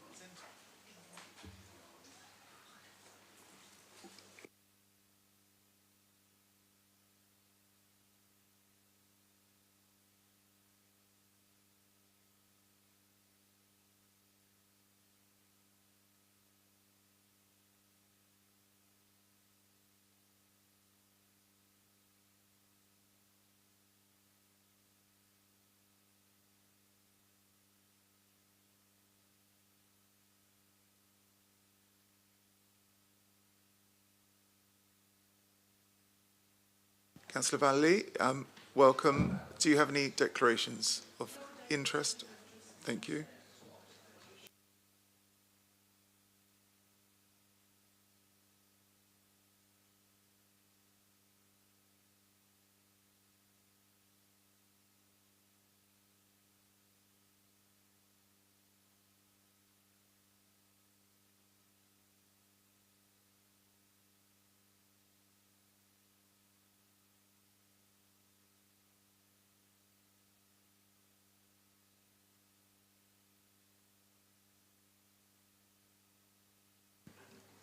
Okay. Thank you, Edward. Are we ready to go, members? Thank you. Thank you, Chairman. Good morning. Watching you from afar, but I'm now here with you. So this is an application to discharge conditions submitted by Coastal Partners in respect of the Southsea seafront. Before you is a report detailing the details submitted pursuant to the conditions that you as the committee want to see before signing off. You will note from the application that there are a number of other conditions that have delegated to officers for approval, and they will be dealt with in due course. So as set out in the report, the conditions in front of you are condition 16, soft landscaping, 21, external lighting, 22, street furniture, 24, hard surfacing, 25, feature walls, and 26, roads and footpaths. As with previous sub-frontages, if we can move on to the next slide, I'll just do that. So, as I'm sure you're all familiar, this scheme is, in its entirety, is from Long Curtain Moat in the west to eventually towards Eastney in the east. The sub-frontage we're looking at today is phase 4, highlighted in blue on the screen in front of you. And specifically, you know, as with other phases, there is a continuity of approach proposed by Coastal Partners in terms of the appearance of the scheme when complete, as shown in this image on the screen in front of you.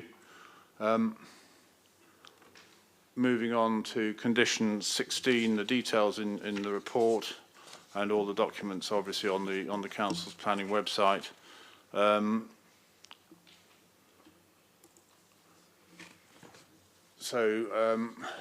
Soft landscaping incorporated into the scheme, raised planters to edge the back of the promenade, seaward of the rock gardens, planted terraces to soften the area seaward of the lifeguard building and the briny, with more terrace planting at Speaker's Corner. The scheme has also been amended to respond to the landscape group's comment in terms of trees that survive and don't survive in this environment. And the introduction of planting will also help soften the general appearance and transition in levels along this section. The planting has been chosen to reflect the existing character of the shingle along the seafront. Planting beds will be made up of varying depths of flint gravel, providing a natural barrier against weeds and reducing future maintenance requirements. And there are to be 3 distinct species habitats: evergreen, seasonal and annual wildflowers. And this palette has been designed to provide a year-round structure and colour to the seafront. The seasonal plants are a mixture of those existing on the local beaches and additional plants with biodiversity interest.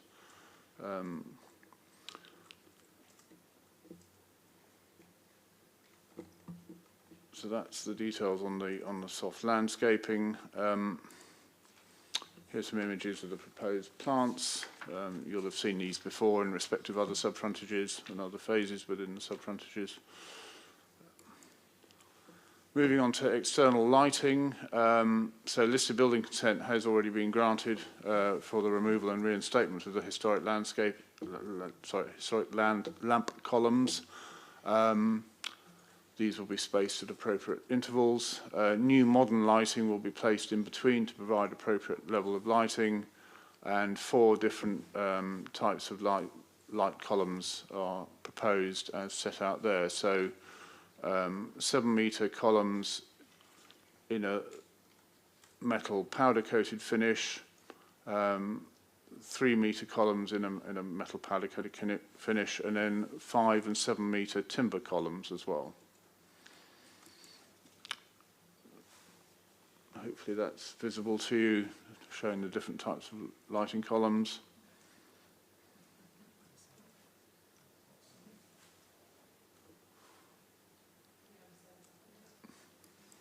What does it show us? 3 different lighting columns.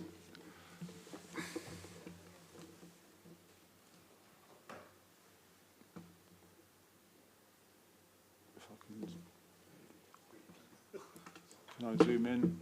Like what's there at the moment? On the other part of the... They will be similar to what's already been approved on other phases, yes. Yes. Does that help zooming in a bit?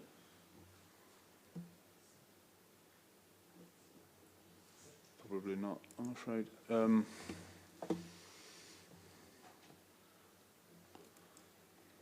With regard, moving on to condition 22, with regard to street furniture, so this again follows what's previously been approved on other phases and sub-frontages. It will follow the style and design. Within this overall style, though, each sub-frontage has a bespoke features that have been designed for the specific character and context of the location. And again, designed to provide and selected to provide resistance to the harsh coastal conditions, and also to complement the existing environmental, the existing environment and heritage assets. The next slide shows some images of what is proposed. Moving on to hard surfacing, the materials to be used on the hard surfaces have been discussed in great detail with Historic England, certainly in connection with the section around Long Curtain Moat and Southsea Castle, the two scheduled monuments. And as set out in the officer report, 2 surface finishes will be used. One with a sort of historic finish with a 0.5mm etch, and then a second type, a sort of normal promenade finish, being a 3mm etch. Again, a visual of what those would look like, very close up, obviously, just to give you some idea of the detail. The shingle to be used in the aggregate finish is to be a locally sourced South Sea mix to ensure that the finish blends with the local context. In terms of future maintenance, the surfacing will outlast any other surface that could be used within such an environment, and therefore by removing the requirement and reliance for regular future maintenance visits, a high quality setting to the seafront is hopefully going to be achieved. So as I set out in paragraph 626, the different surfaces comprise a promenade surfacing, as I said, a South Sea shingle mix. Around the War Memorial will be Yorkstone paving to complement the importance of the War Memorial. Around the primary, secondary defence walls, a smooth concrete in a warm white, and then to differentiate the various movement corridors, a cycle lane will be a coloured tarmac, and the highway will be asphalt, apart from in front of the Naval War Memorial, where it will be granite set pavers. Moving on to condition 25, which is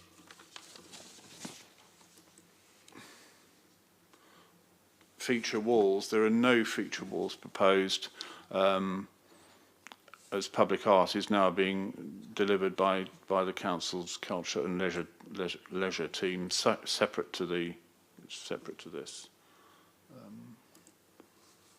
Moving on finally to roads and footpaths, the highway layout remains as per the approved plans submitted with the original variation of condition application. That's the one you saw last year, and as shown on these plans here, and apologies, but they are very detailed plans as required to be submitted with the application. They show a mixture of parallel and echelon parking. So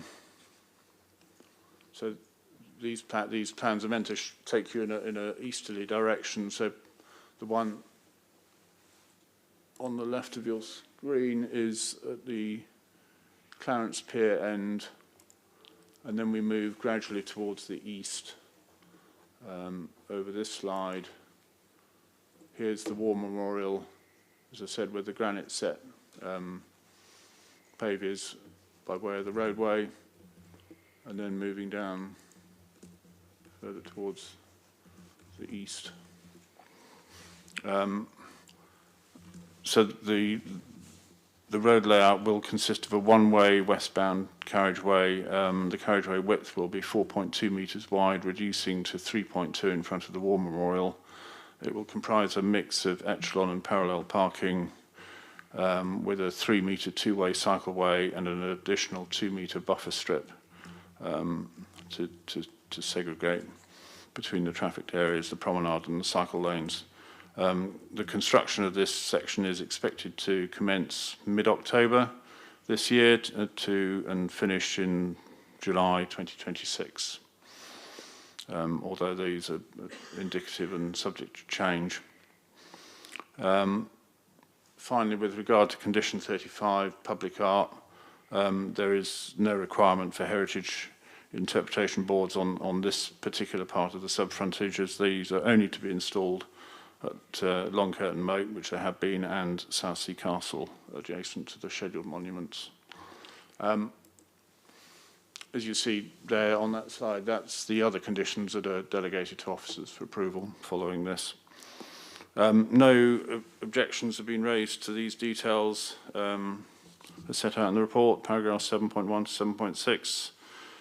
One public comment received supporting the scheme, and the planning considerations, such as they are, mainly based on the technical details submitted, are there with an officer recommendation to approve. Thank you. Thank you, Edward. No deputations, but I think Mr. Pryor, Mr. Ward, here to answer. That's correct, yes. Any questions that members you may have about the application? Councillor Vernon Jackson. Can I ask about the seating? Having seen some, is it including an angled piece on one end in this section, which I thought was bizarre? Yes, that's correct. Up at the eastern end of the site near the Blue Reef, in the area, it's currently the sort of the wide tarmac section.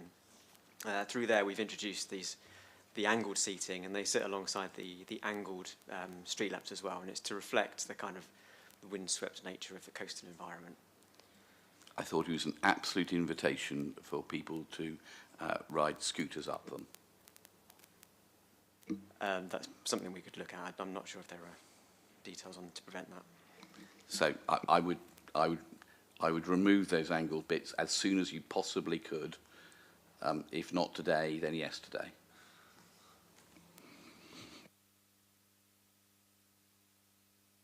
I have a whole series of other questions. Historic interpretation boards. So there is no interpretation board to explain what the anchor is? We're not proposing anything in addition to what is already there, if there is anything there. And no interpretation boards to explain what the monuments are down by Blue Reef?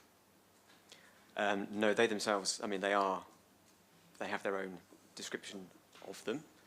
We're not proposing to incorporate any other interpretation for them. So the answer is no? Correct. No, but no boards beside it to explain what it's for and why, which I think is, again, very depressing that we're not explaining our history to families as they walk down. I mean, we're looking at the application in front of us. Any further questions? No, just for members' interest, I think there's been concern raised by local residents and people about the potential loss of car parking, so that there's a project going on to make sure there is no net loss of car parking in the seafront area. Just because so many people come in the summer, we need to make sure that we're then not pushing people out into residential streets. So that's a piece of work that's going on, which I hope is going to be helpful.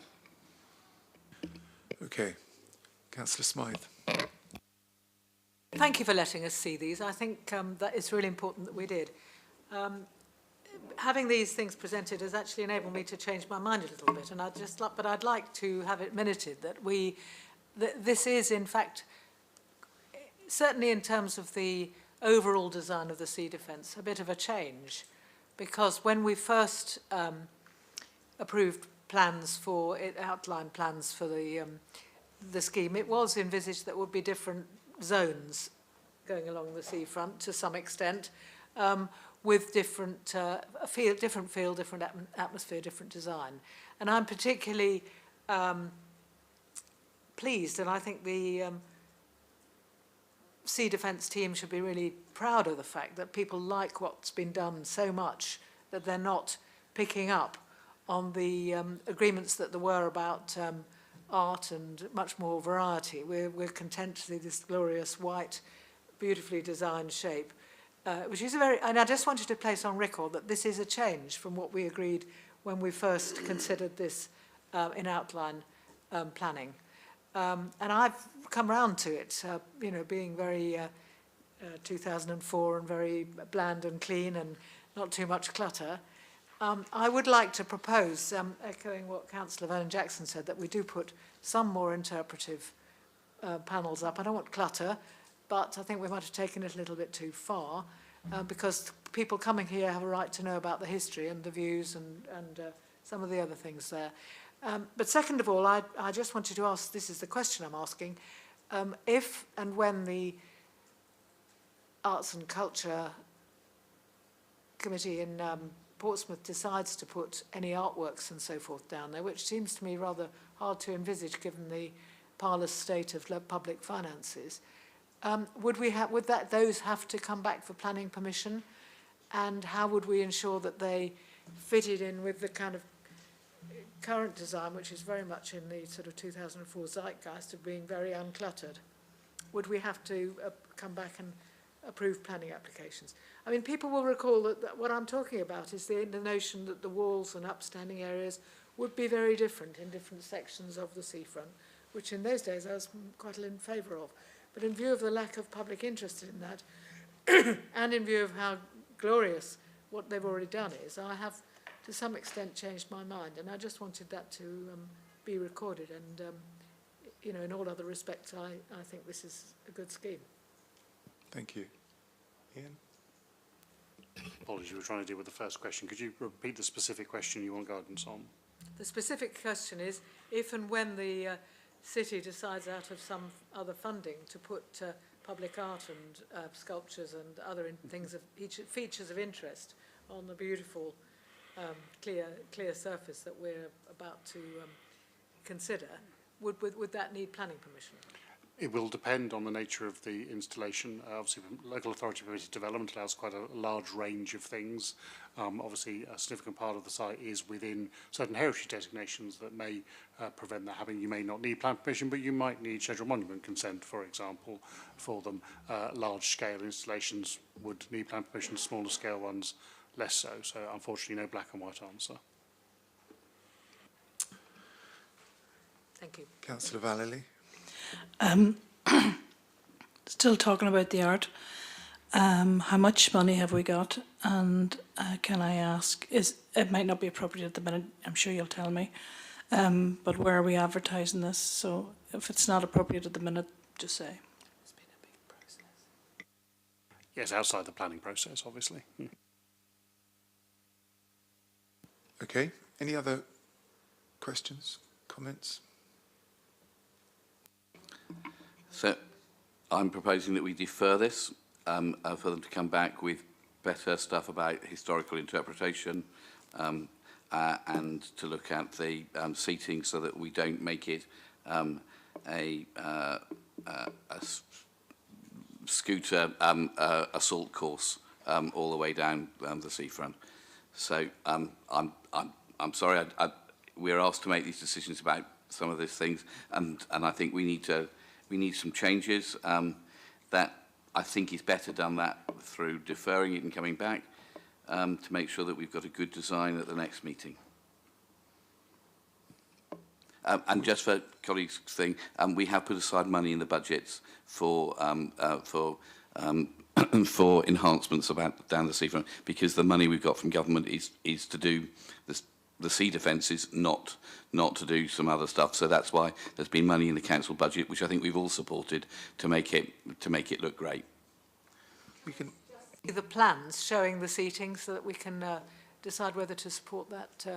Of course, we can introduce Deferral. interpretation boards by condition as well. While the plans are being called up, there is a condition regarding interpretation boards. The scheme doesn't include them. So that's they're asking you to approve not having interpretation boards, to be clear. That's condition 35.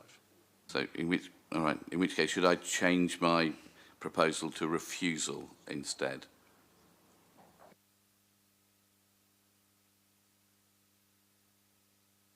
Show us the seating areas that you're concerned about.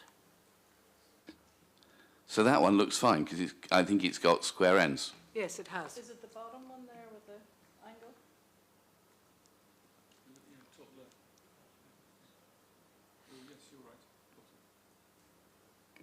angle? As long as we've got an assurance that they're square-ended, then I'm happy. Well, I mean, it won't make any difference whether they're square or pointed. They'll still be able to get a skateboard. It's a flat surface. Don't they have those little silver bits? That's on the edge. That's for skateboards. It doesn't work with scooters. So somebody who's younger than me has told me. We've got a number of a number of microphones on. Who wants to? Shall we have? Yes, thank you, Chair. So as we can see on the images there, the angled one is the one in the top left-hand image, and it does have square ends, and it does also have armrests, although they're not very clear, at intervals along the seating edge. So hopefully scootering would be quite restricted to a very short distance if they felt the need to do it. But we don't have studs on those ones, I think, or do we? I think we do have studs on those as well for anti-skateboard measures. And enough of these have backs so that you can lean back and look. Yeah. Overall, they're lovely. It's just a bit of design change might just help. And the overall scheme, I think, has been absolutely brilliantly done. Down by Southsea Castle is a real credit to people. And when it's opened in April or May, whenever it is open, people are going to be absolutely wowed by it. We need a big party. It's going to be Well, fantastic. it's going to be a lovely part of our D-Day commemorations and events, isn't it? Does that help, Judith? I'm content with the seating because I think, but I'm not in favour of a deferral, I don't think, but I do think we want a few more interpretation boards. I was about to say, this doesn't preclude putting the interpretation boards on at some point, or does it? If we pass it as is today.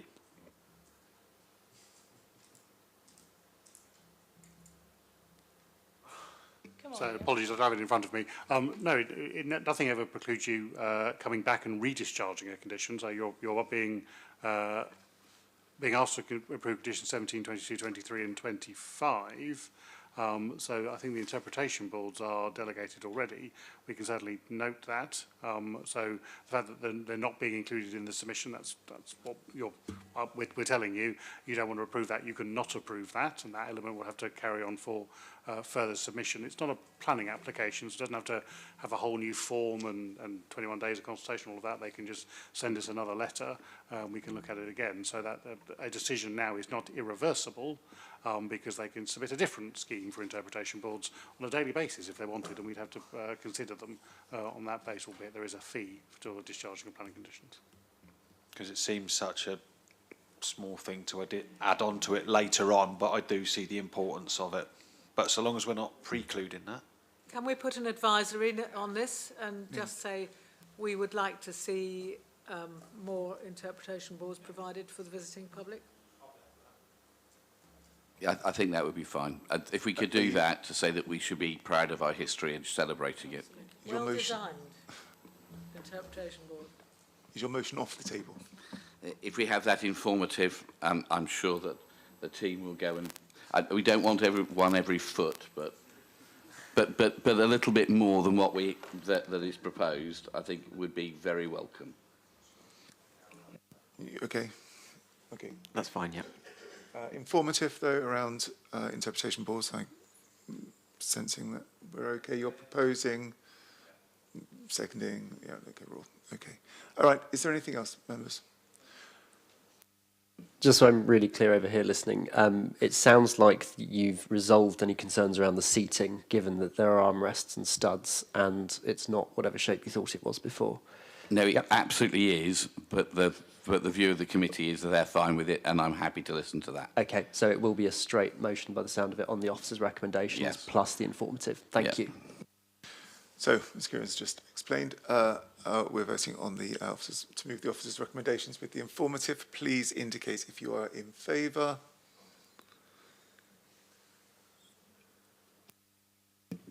That's a unanimous grant of the discharge of condition in accordance with the officer's report, plus the advisory.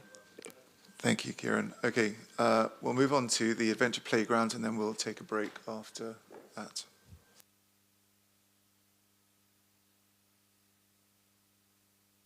Members, I trust you've all had an opportunity to read Councillor Hunt's deputation, which forms part of the SMAT.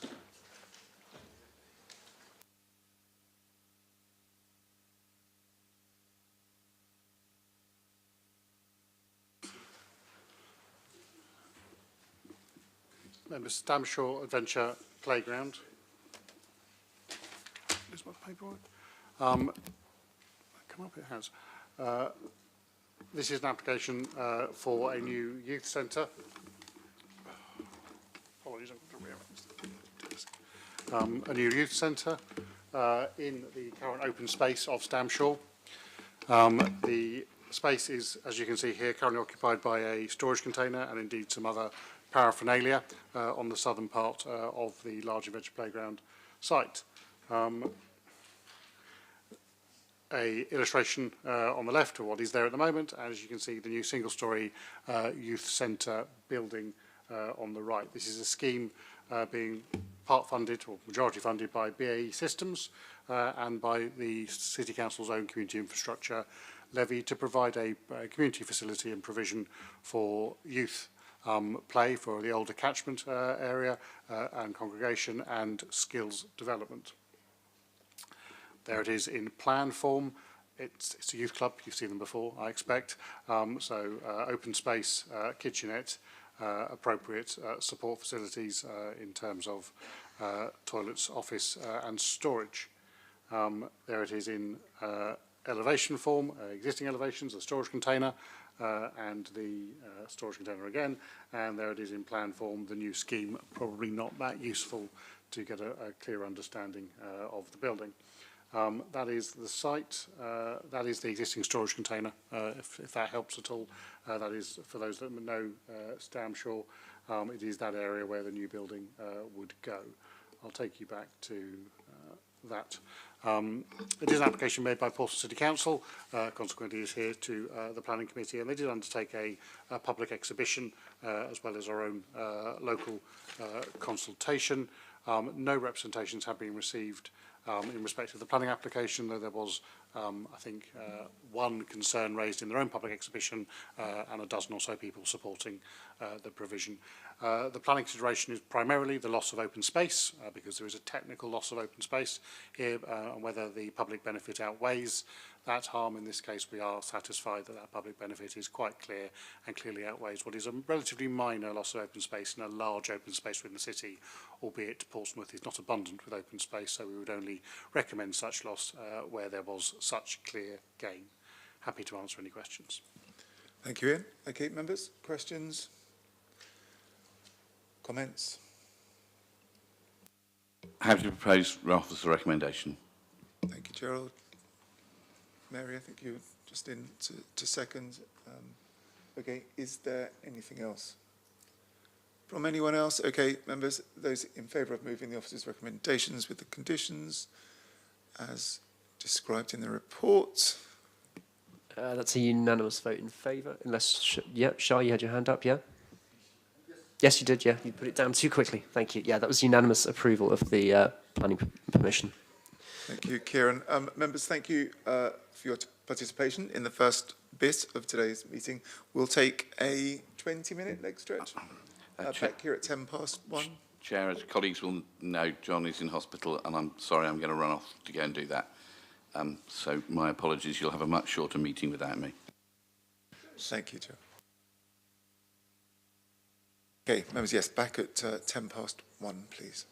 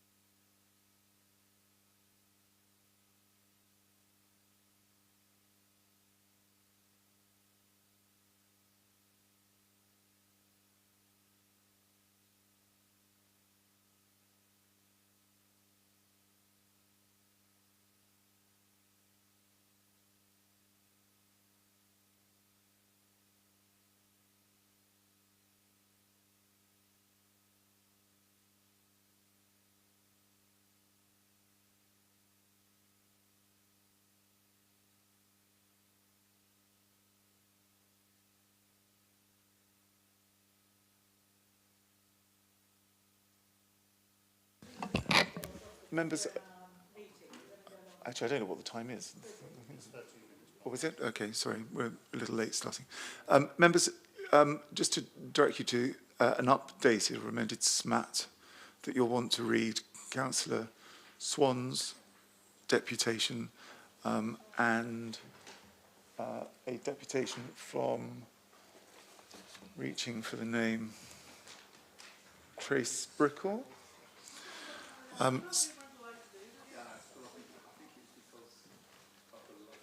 Yeah, no, it's like, nobody's reading it out, so it's just, if you could read it and give it your due consideration before we switch the live stream back on.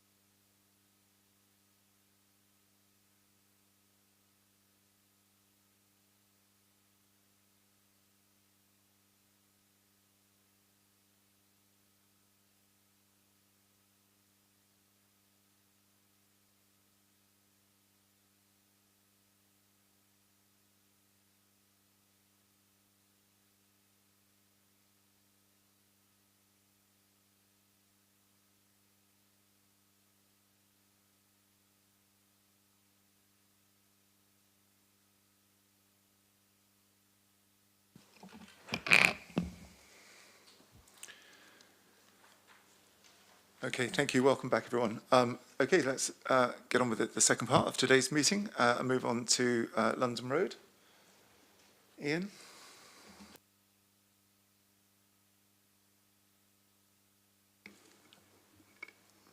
Thank you, Chairman. 352 London Road.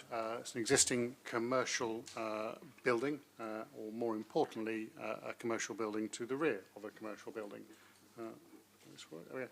So that's the site, as you can see.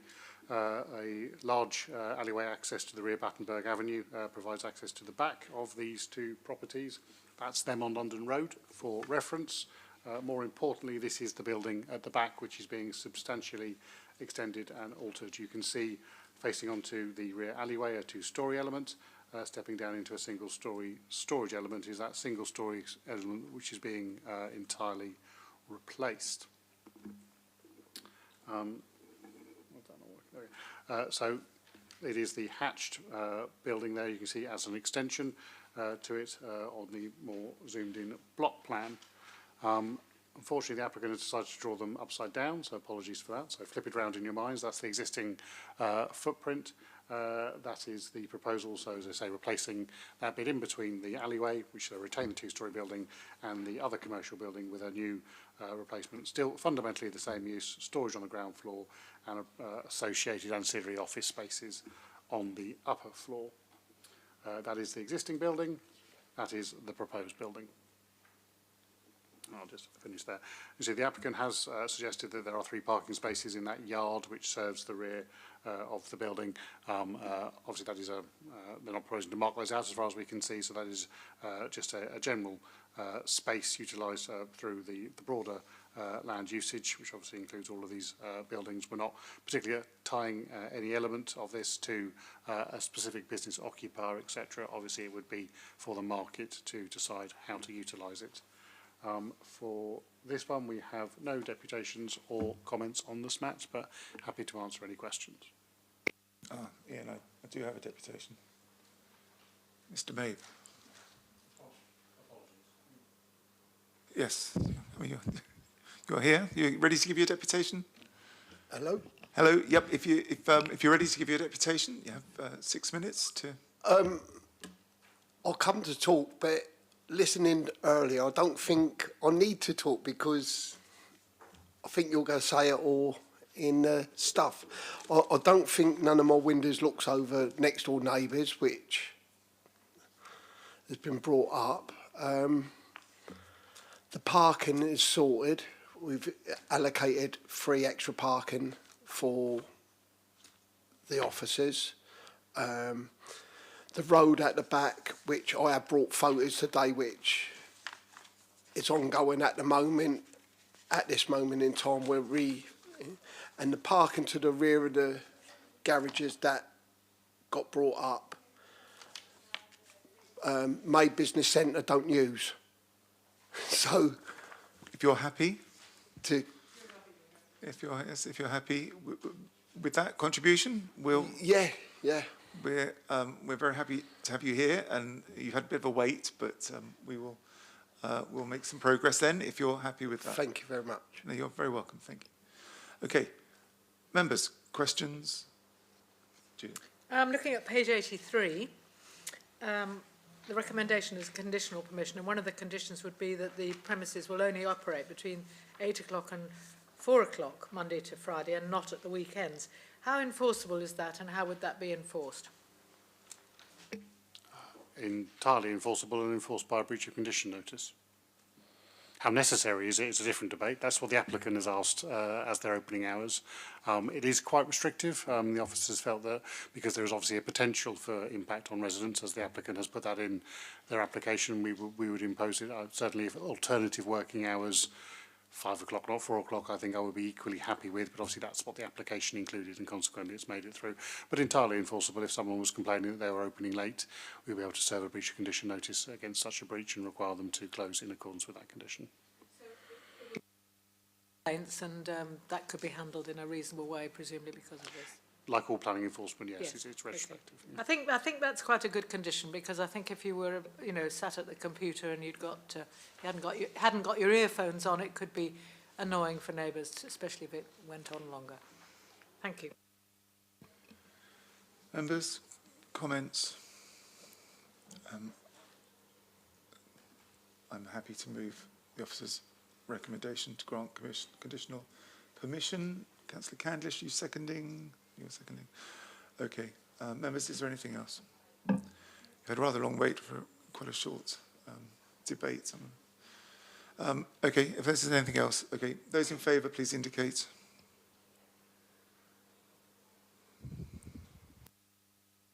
That's 8 votes in favour. That's unanimous grant of planning permission in accordance with the officer's recommendation. Thank you, Kieran. Thank you for your time, Mr. Maeve.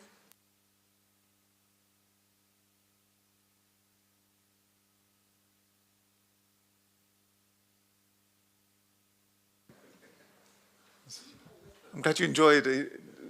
Mr. Maeve said he was enjoying the process this morning, which is nice. Montgomery Road. Thank you, Chairman. The rest of the agenda is made up of 6 applications associated with houses of multiple occupancy. To keep members on their toes, some definitely require plan permission, some officers recommend do not, and members may want to come to their own conclusion on that. 32 Montgomery Road, the first of the items on the agenda, is the change of use of a existing C4 house in multiple occupancy to a use for more than C4, in fact 7 bedrooms. The recommendation from officers that plan permission is not required for this change of use, and if members feel to the contrary that there is a material change of use, obviously they will need to factor that into their decision making. So, as is common, there is 32 Montgomery Road. As we can see, it is in an area which has a large number of HMOs already, about 37.5%, I believe, are HMOs. It is an existing HMO, so that percentage doesn't change. We are talking about the addition of an existing occupier. That is the existing floor space. As you can see, there is a lounge on the top left, front of the building. Under the current scheme, they are proposing to make it a bedroom in the top left. So therefore, a 7th bedroom would be added, and it is that additional occupier which the applicant has sought plan permission for, and officers are satisfied does not amount to material change of use, but as I say, members to come to your judgment on that. We do have some elevation drawings for members if they wish to see it, but obviously not materially relevant as they are unchanged. Of note, however, members will see from the report that the 2019 Planning Permission was refused, and it is obviously materially similar to this one. The key distinction is that in 2019 the application was considered to be non-compliant with policy insofar that the living space, 24.5 metres you can see on there, wasn't adequate, and as we know under our prescriptive SPD, all bedrooms have to be over 10 metres to enable that lower threshold, the 22.5 threshold, to apply. In 2019, one of the bedrooms, bedroom 2, was actually 9 square metres. What they've done is they've reorientated and moved that around, so bedroom 2 and 3 and the corridor have been reshared, so you've now got 2 bedrooms that are over 10 square metres and a much smaller corridor. So consequently, the 22.5 now does apply, and the scheme is now fully compliant with your space standards. I say fully compliant. I think the downstairs WC is 4 centimetres too small, 4 square centimetres. So I can't say it is entirely fully compliant, but we're entirely satisfied that that is not a material adverse impact that would warrant refusal. Would draw your attention the elevational plans that have been provided, showing that there is no change. That's in the SMAT. Other than that, I'm not sure there's much more for me to add. We do have the agent speaking on this case. Thank you, Ian. Carry on. Hello. So I will speak generically as normal about all of our applications today and then be property specific. So as you all know, at Applecore we could not be more passionate about providing our clients with high-end, fully compliant, well-designed shared living spaces, and we have lots of repeat clients who share that vision. 2 of the properties today are proposing new 7-beds HMOs which will provide 14 residents with good quality living accommodation. The ease at which these properties are let only demonstrates the need for this type of accommodation in the city. Portsmouth is becoming well known within the HMO community all over the UK as being a city in which high standard, spacious HMO conversions are the norm. And this is something that should be celebrated, and as members of the committee you have played a huge part in over the years.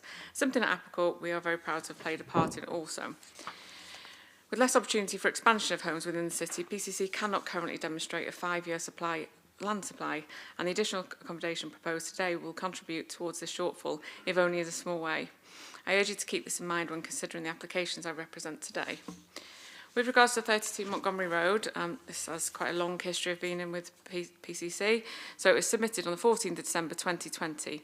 So it's now nearing 3.5 years in the planning system. This property was originally designed against an older version of a HMO supplementary planning document and met the required standard at that time. The scheme was appealed in August 2020, and the inspector at that time felt the bedroom on the top floor, which would be under 10 square metres, would be impacted by the under-provision in communal area, and so refused the appeal. With this in mind, our client has now moved the internal wall between the top 2 bedrooms, and all bedrooms now meet or exceed the 10 square metres required. This has been verified and measured by a planning officer. This property has also been assessed and measured by private sector housing and holds a 7-person licence. The required communal area, as you all know, for 7 persons and all bedrooms meet the 10 square metres is 22.5, and this property provides nearly 25 square metres of communal area, which exceeds that requirement. In addition to this, there are 5.3 laundry on the first floor, which the tenants can use for washing, drying clothes. The combined total of these 2 rooms are almost 30 square metres, which significantly exceeds the 22.5 required. The owner of this property owns a large number of student properties in the Portsmouth area and also employ local people to manage the property portfolio. Any issues, if they arise, are dealt with promptly, and any maintenance issues are quickly dealt with. The owner is very keen to provide good standard accommodation within Portsmouth for the student market.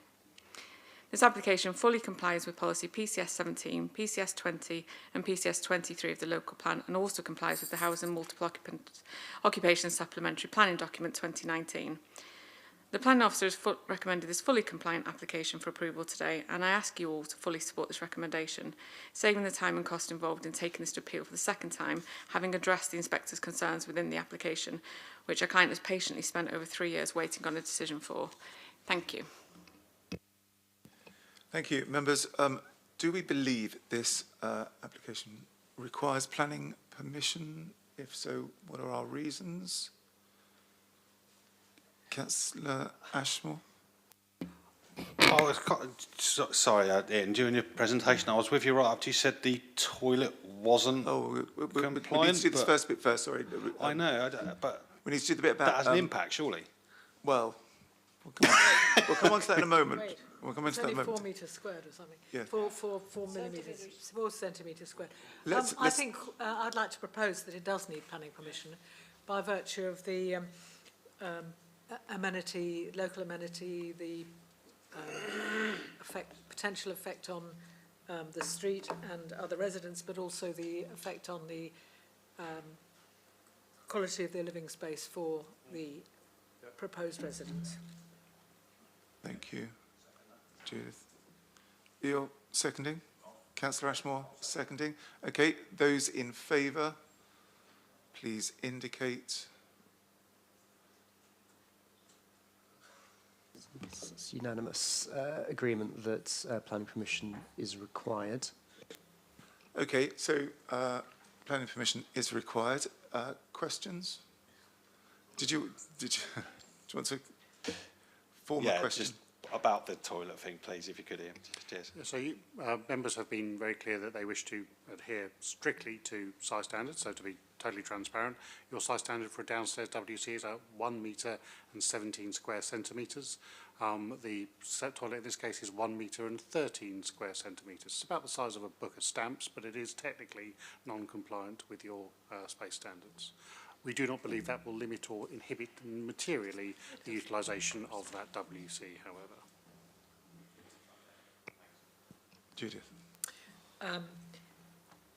I don't think that that the smallness of the loo is of significance in this case, and it would be of significance if it was a smaller HMO as well as a bigger. So they've used it for quite a long time. The thing I am asking a question about is unusually the application that we're now looking at as a planning application is the occupancy to a house in multi-occupancy for more than 6 persons.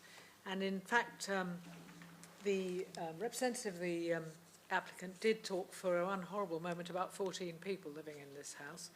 And I don't think that it's big enough for that because the rooms, although within our standards, only one of those would be the sort of room that you could have 2 people in comfortably. And also, unusually, it doesn't have en suite. I know we don't require that, but it would mean 14 people potentially sharing 2...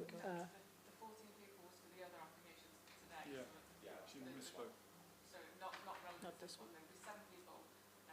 Can't hear you. Karen, use your microphone, Karen. Sorry, the reason it says over 6 is when it was submitted 3 years ago, that was the format in which we submitted them. If you want to put condition on for 7 people, the question that's fine. I was going to say was, can we put a condition on to limit this to 7 residents? In which case, I would move that we went to a approval. So just to clarify, the 14-person comment was regarding a different application.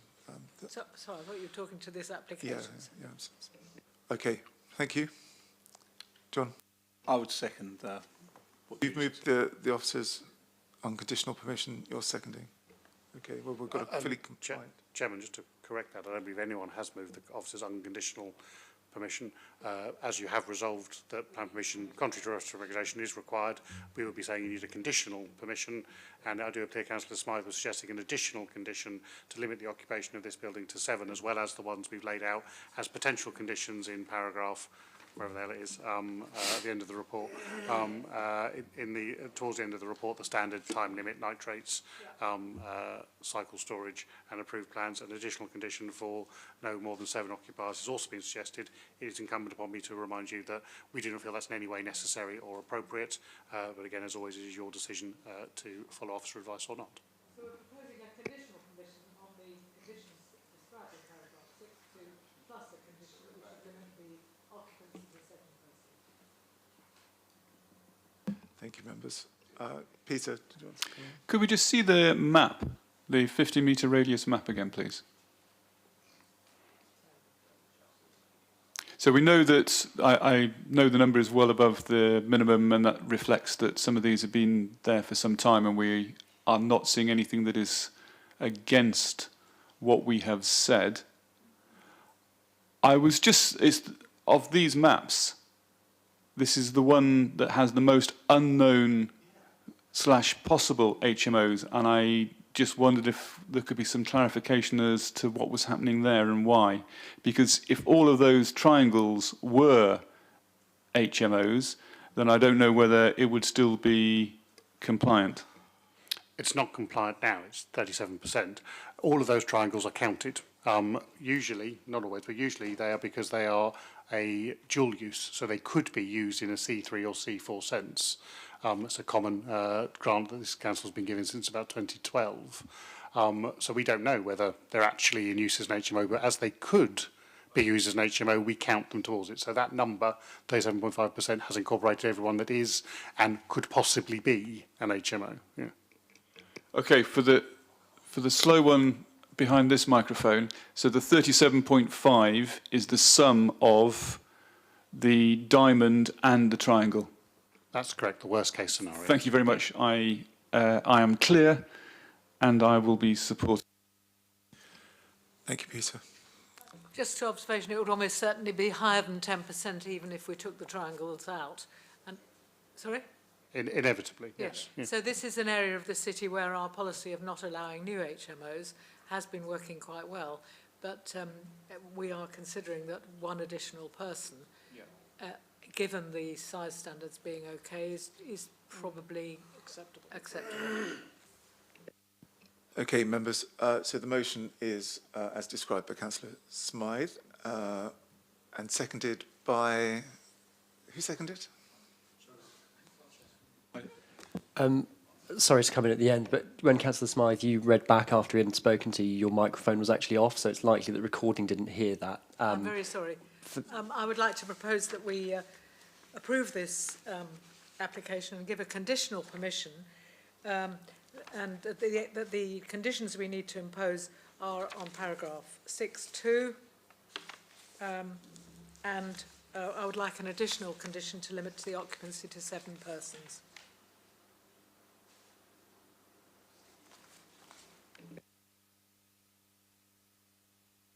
Is that okay, Kieran? Yeah. Okay. All right. Okay. Members, is there anything else? Those in favour, please indicate.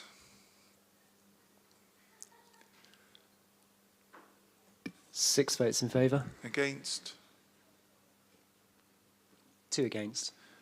And there are no. 1 abstaining. So the motion passes and planning permission is granted in accordance with Councillor Smythe's conditional motion. Thank you, Kieran. Let's move on to Tamworth Road. Thank you, Chairman. 19 Tamworth Road. This is an application that definitely needs planning permission. Change of use of a C3 dwelling house to a dual use C3 or C4.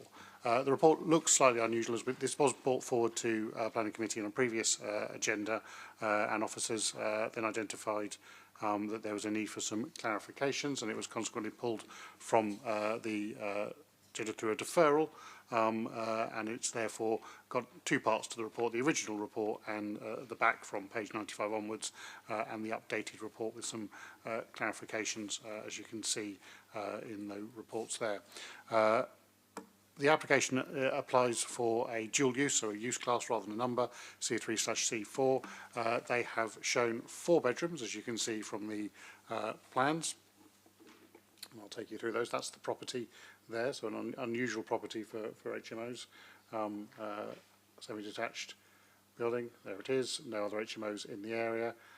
There are the proposed floor plans. So as you can see, 4 bedrooms, 1 on the ground floor, 3 on the first floor, and generous amenity spaces, communal amenity spaces provided in the form of a large kitchen, dining space and lounge also on the ground floor.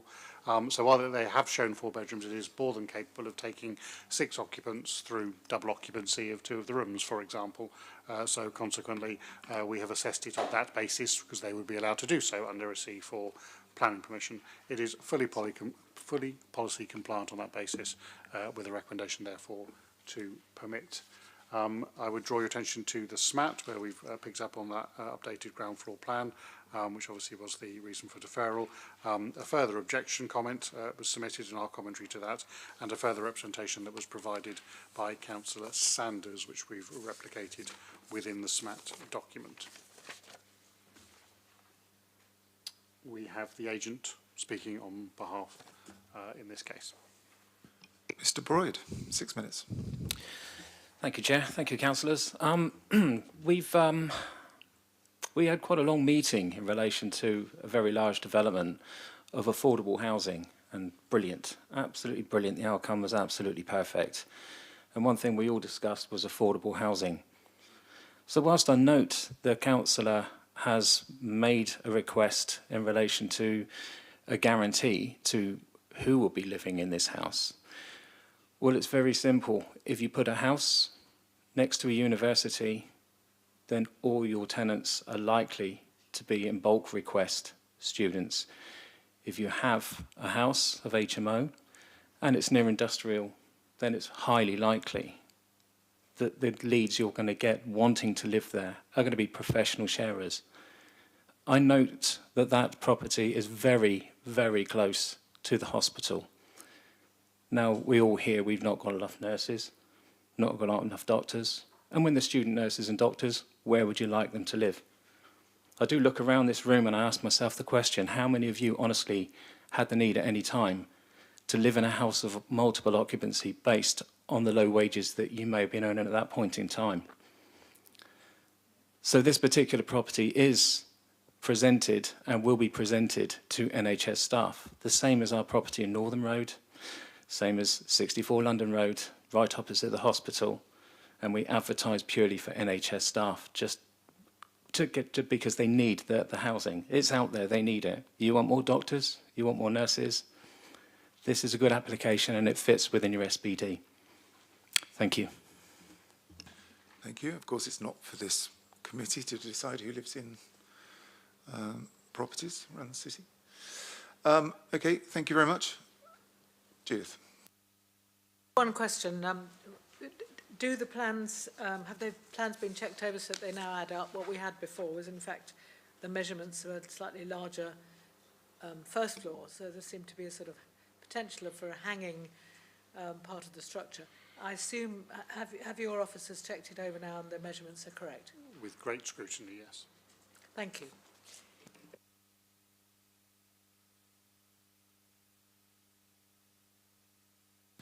Any comments? We have a fully compliant application in front of us, members. I shall move the conditional permission to grant planning permission.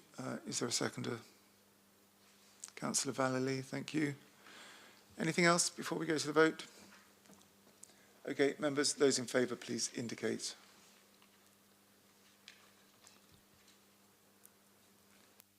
Seven votes in favour. Against?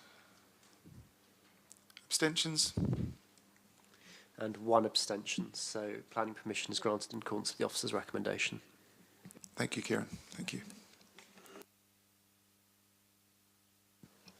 Tottenham Road. Thank you, Chairman. This is 25 Tottenham Road. This is an application, again, that did make its way towards committee and had to be pulled back for some corrections. In that case, the applicant suggested that a proposed rear extension was permitted development. In fact, it wasn't.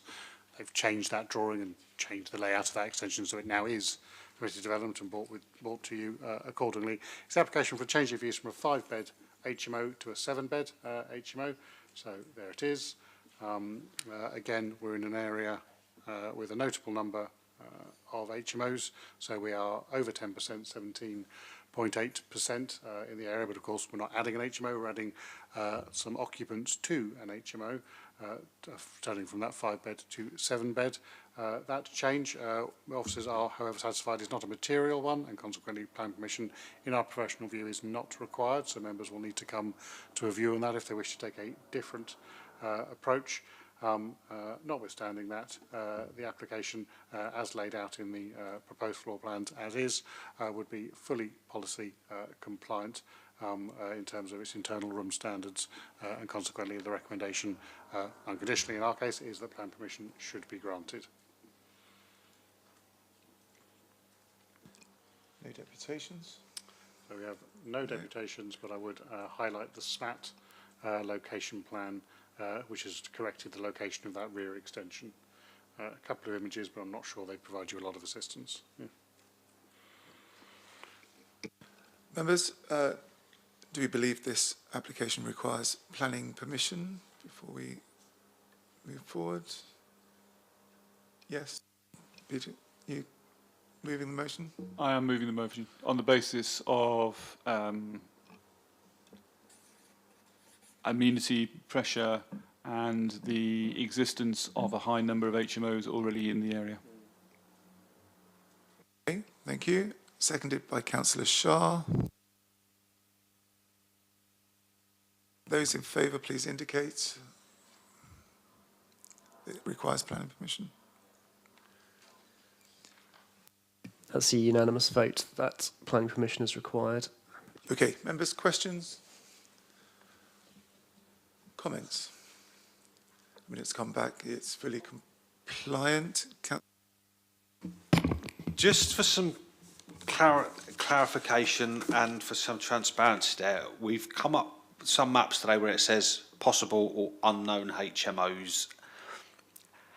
If they're unknown, how do we suspect that they're an unknown HMO? Is that, if you just explain a little bit about that, please. So, as I said to the committee a number of times, this is all going to get replaced once we've got the data outputs from the additional licensing piece. So it's a temporary problem, so to speak, and we're hoping to have those any day now. But those are almost always the dual use ones, and we just did one where we granted them planning permission to be either a C3 dwelling or an HMO. So while they could be an HMO, I can't say today whether I'd have to go and knock on the doors. I don't care if they are an HMO or not, they could be, and that's what accounts for our percentage, because we don't want to grant more than 10% when they could come in. So that's the, yeah, with the worst case scenario in each case. So that's the vast majority. Occasionally they come into our database through an enforcement request and they're still under investigation or under assessment, so they go in on that basis, but we would validate those if we felt it was appropriate to do so in the application stage, so that we made sure we weren't dealing with a anything but the worst case scenario. So it really only comes into play if you're around something that's going to tip it over the 10% argument. If, as the case we have here, it's already an HMO, the percentage is largely irrelevant. If it's an area that's well below 10%, the fact that one might be possible or not may not make any difference. So obviously the degree of additional research, ringing the doorbell, finding out what's going on, would depend on the mix on any given application when we actually need to make a decision. Thank you very much. And thank you very much for your patience, because you must have explained that a million times. Thank you. Okay, thank you, Dave. Members, anything else? Okay, I shall move the officer's recommendation to grant unconditional permission. Do I have a seconder? Oh, we have to. So, it's because we flip between them, don't we? Yeah. Thank you, Judith.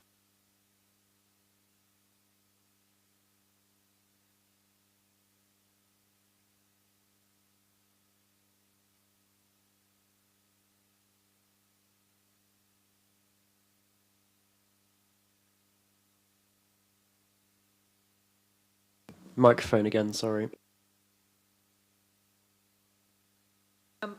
We need to do a conditional permission, which would include conditions to require implementation of the additional occupancy within a three-year time period, requiring that the development be carried out in accordance with plans submitted, and requiring that the increased occupancy shouldn't occur till the appropriate scheme of mitigation is mitigated and is submitted and approved to mitigate any impact on the Solent Special Protection Area.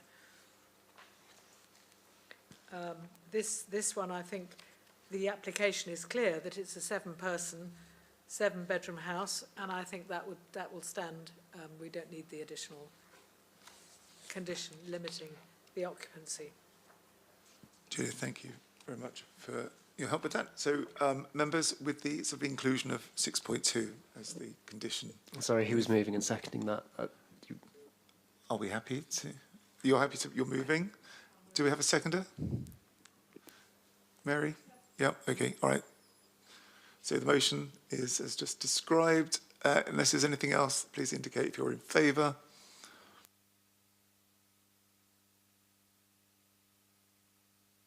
Seven votes in favour.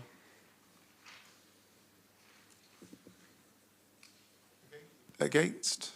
Abstention? Yeah. And one abstention. So the motion passes and planning permission is granted subject to conditions. Thank you, Kieran. Members, Chichester Road.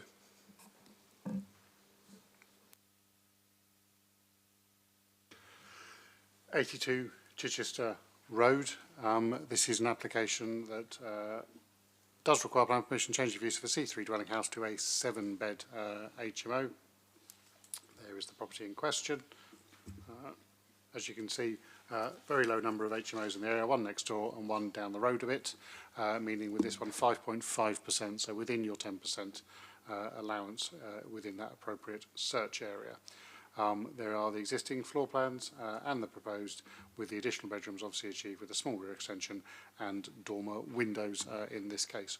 All room sizes, which we have described in full, I'm sure, in paragraph 8.12, are fully policy compliant and in many cases generous, and consequently the application is recommended for approval.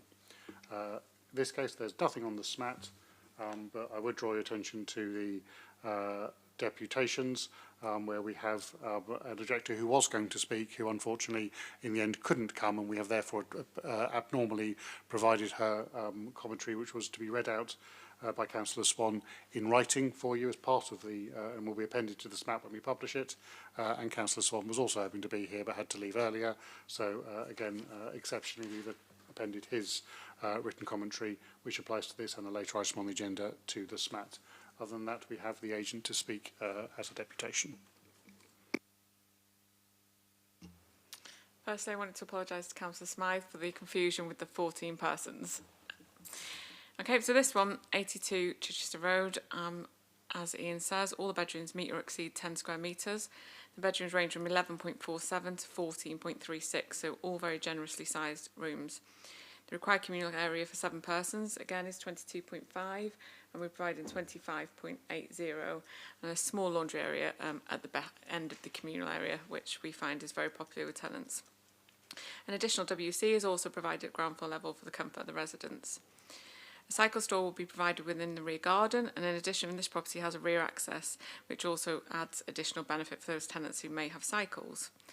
The house will be finished to a high specification, as our client is keen to offer tenants high-end accommodation.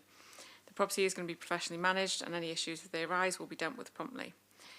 I urge you all to consider this application on its merits and approve in line with the officer report. Thank you. Thank you. Members, questions, comments? Councillor Ashmore.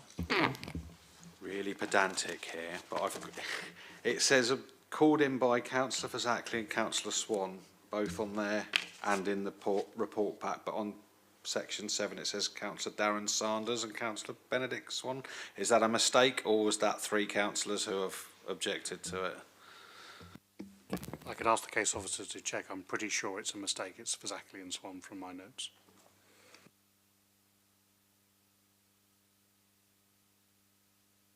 Well spotted, thank you. Members, any comments? We have a fully compliant application. I shall move the officer's recommendation to grant conditional permission. Do I have a seconder? Councillor Smith, thank you.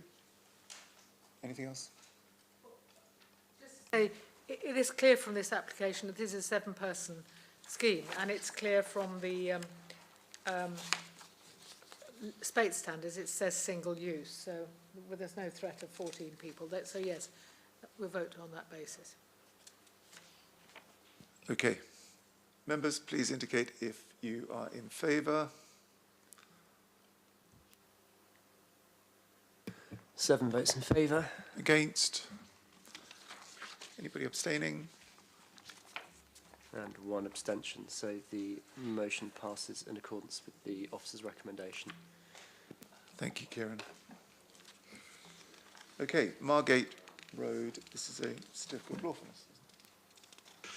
It is. So this is different to our other applications. So rather than having to consider whether plan permission is required, that is all you are considering, whether plan permission is required in this case for a proposed change to the nature of the occupancy at 73 Margate Road.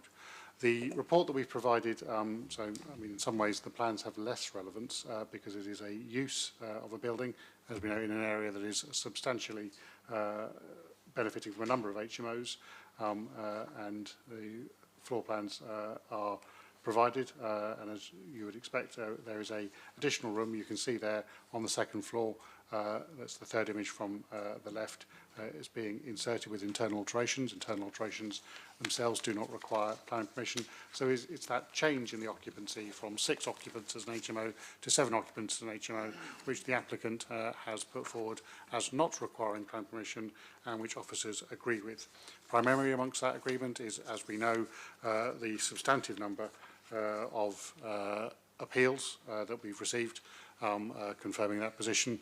So we are now running to 5 appeals over 9 sites where the inspectorate have confirmed the same position as officers, that plan permission is not required for such change of use, and no appeals to the contrary. So again, we bring it forward. This is specifically just a certificate of lawfulness, so the question is it lawful to have 7 people in this previously 6-bed HMO or not? For context, of course, members will see from the relevant planning history that the applicants have previously applied for plan permission for the same thing, and the committee, contrary to recommendation, were of the opinion that plan permission was required for that 7 beds. So we've made that judgment in a planning application, so not specifically in a LDC status, but obviously the fundamental elements of that decision are the same, and went on to refuse the application. The application is currently at appeal. So this is a parallel determination for a certificate of lawfulness that the applicant has sought. Happy to take any questions, and we have the applicant speaking in this case. Mr. Briscoe. Thank you. My planning consultant has asked me to reiterate that the change of use is 6 to 7 occupants, not require planning permission, and this application is for a certificate of lawfulness, has been submitted on the basis to formally confirm this. Last time I was before you on this matter, I majored on myself and my wife being responsible and ethical landlords, and that we've managed this property specifically with respect to and our sensitivity of local residents in terms of noise, waste and traffic. So I won't labour on that point today, nor will I focus on the legal or the policy position, which officers have detailed strongly in favour of our application. I will dwell slightly on the measurement, which I think Councillor Smythe and Councillor Jackson focused on last time, of the living space, which was measured to be 0.1 metre below the policy threshold. And whilst that was deemed as significant at the time, for what it's worth, I did go back and measure with a laser tool different points in that room, 10 different measurements, and got a range of measurements of 5 centimetres below and 5 centimetres above, depending on where you took that measurement. The mean obviously landing somewhere on the threshold, but I only provide that as context for your judgment as to whether that's significant or not. The other element of my deputation is just to reinforce the previous applicant's emphasis about affordable housing, and to highlight the residents of this particular HMO as perhaps residents that the council might want to encourage in Portsmouth. They are university graduates from a computer science technology background. They have found jobs locally, specifically in the companies that are either directly in or related to the Solent Maritime Enterprise Zone, which has a potential to superpower our economy. And they have chosen to live in this specific HMO and in this specific housing solution as affordable to them in their first step in the professional and adult world. I reflect on the St John's case, which I was sat through earlier today, having experienced such developments myself, which have been fully managed by a company, paying market rent plus a management fee, and that is far away from what would be regarded as affordable housing. So I've strengthened my own view on HMOs being a valuable part of the property market, and particularly for affordable housing solutions. The point about, sorry, just to go back, about technology talent and attracting those people to stay in Portsmouth after graduating, I think is a really critical and strategic one that is at a national level. The highly competitive HR marketplace of tech talent is one that is occupying many companies around the world. Even if they are transitly occupying accommodation in Portsmouth, they're much less likely to stay and boost the economy if they don't have a first run on the ladder. So I'd urge the committee to really consider that in this case when we're so on the margins of what is acceptable space in terms of living accommodation. Finally, I recognise the committee has a very difficult role in balancing significant competing demands, not least perhaps overzealous developers, and the policy that you've put in place is helping to raise those barriers.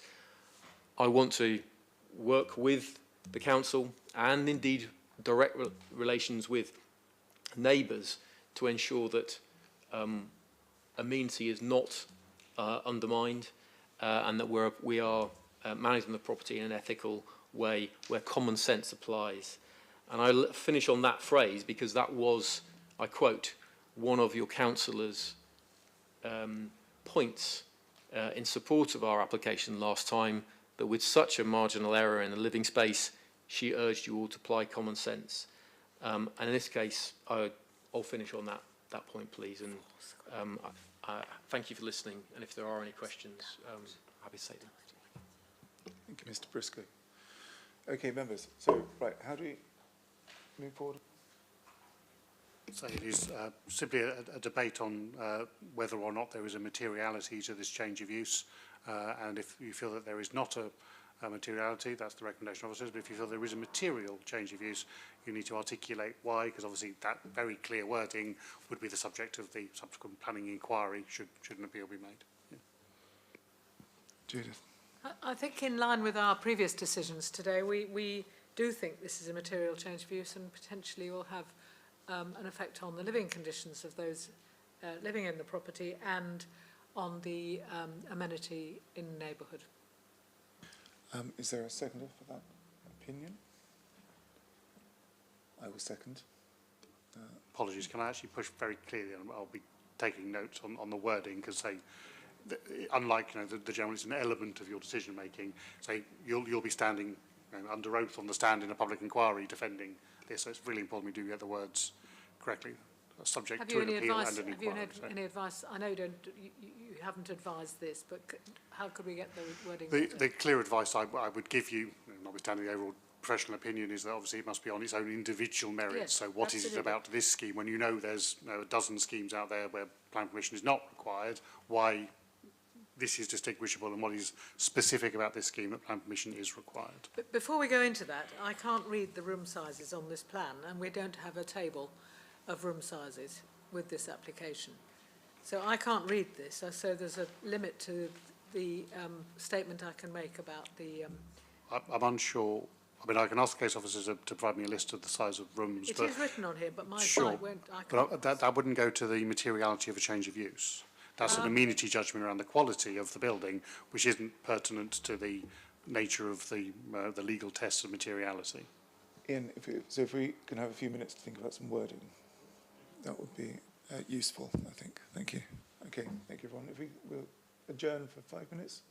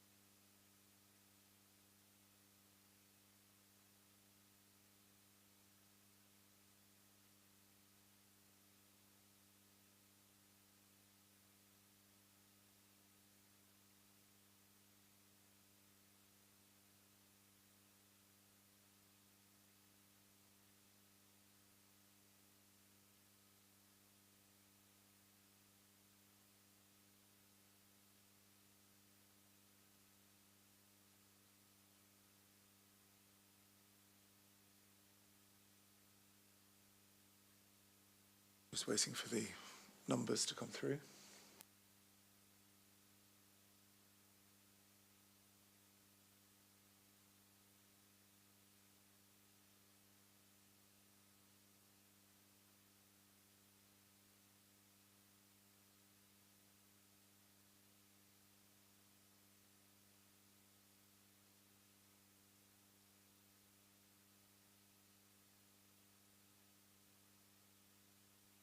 I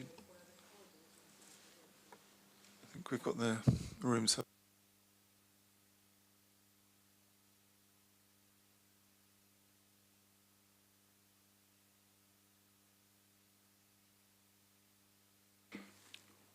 So, Chairman, I would obviously note that the applicant in his deputation disputed the measurement of the 9.9 metres square room.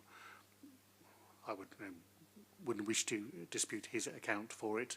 We are measuring from plans, and the thickness of a line can give you that much variation, as he dealt over a mean average of a laser point over a non-even wall would give you the same. So, as always, within normal building tolerances, as every number presented to you by a planning authority.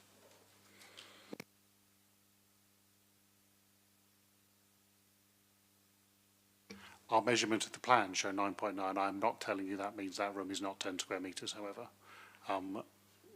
We don't go and interrogate the waviness of a wall and the mean average size and the thickness of a pen line. We go to the midpoint of an internal wall and the internal line of a external wall in line with the RICS measurement guidance, and that will give minor variations. So, yeah, our measurement is 9.9. And I will stand by that because I've seen the officer put a ruler on a piece of paper electronically. But I will also not say the applicant is incorrect to make a statement that when they measured it, it's 10. In the deputation they gave to you earlier, yes. Yeah.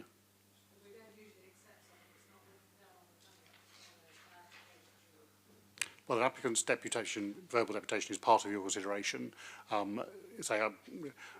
Again, I'm not saying which is correct. It is such a small variation that it's well within the normal tolerance of either plan measurement or building site measurement. So, again, which is why, as I said to this committee many, many times, we don't do planning by numbers. It's making a reasonable assessment. Sorry, Councillor, can you use your mic? Can you use the microphone? Still offline. I'm very sorry, but I still can't read this, even with my glasses, which I don't usually wear. So we're talking about bedroom 6, which is it on the second floor? No, it can't be. Bedroom 6 is the newly it's the newly created bedroom in the middle of the house. Yeah, okay, got that.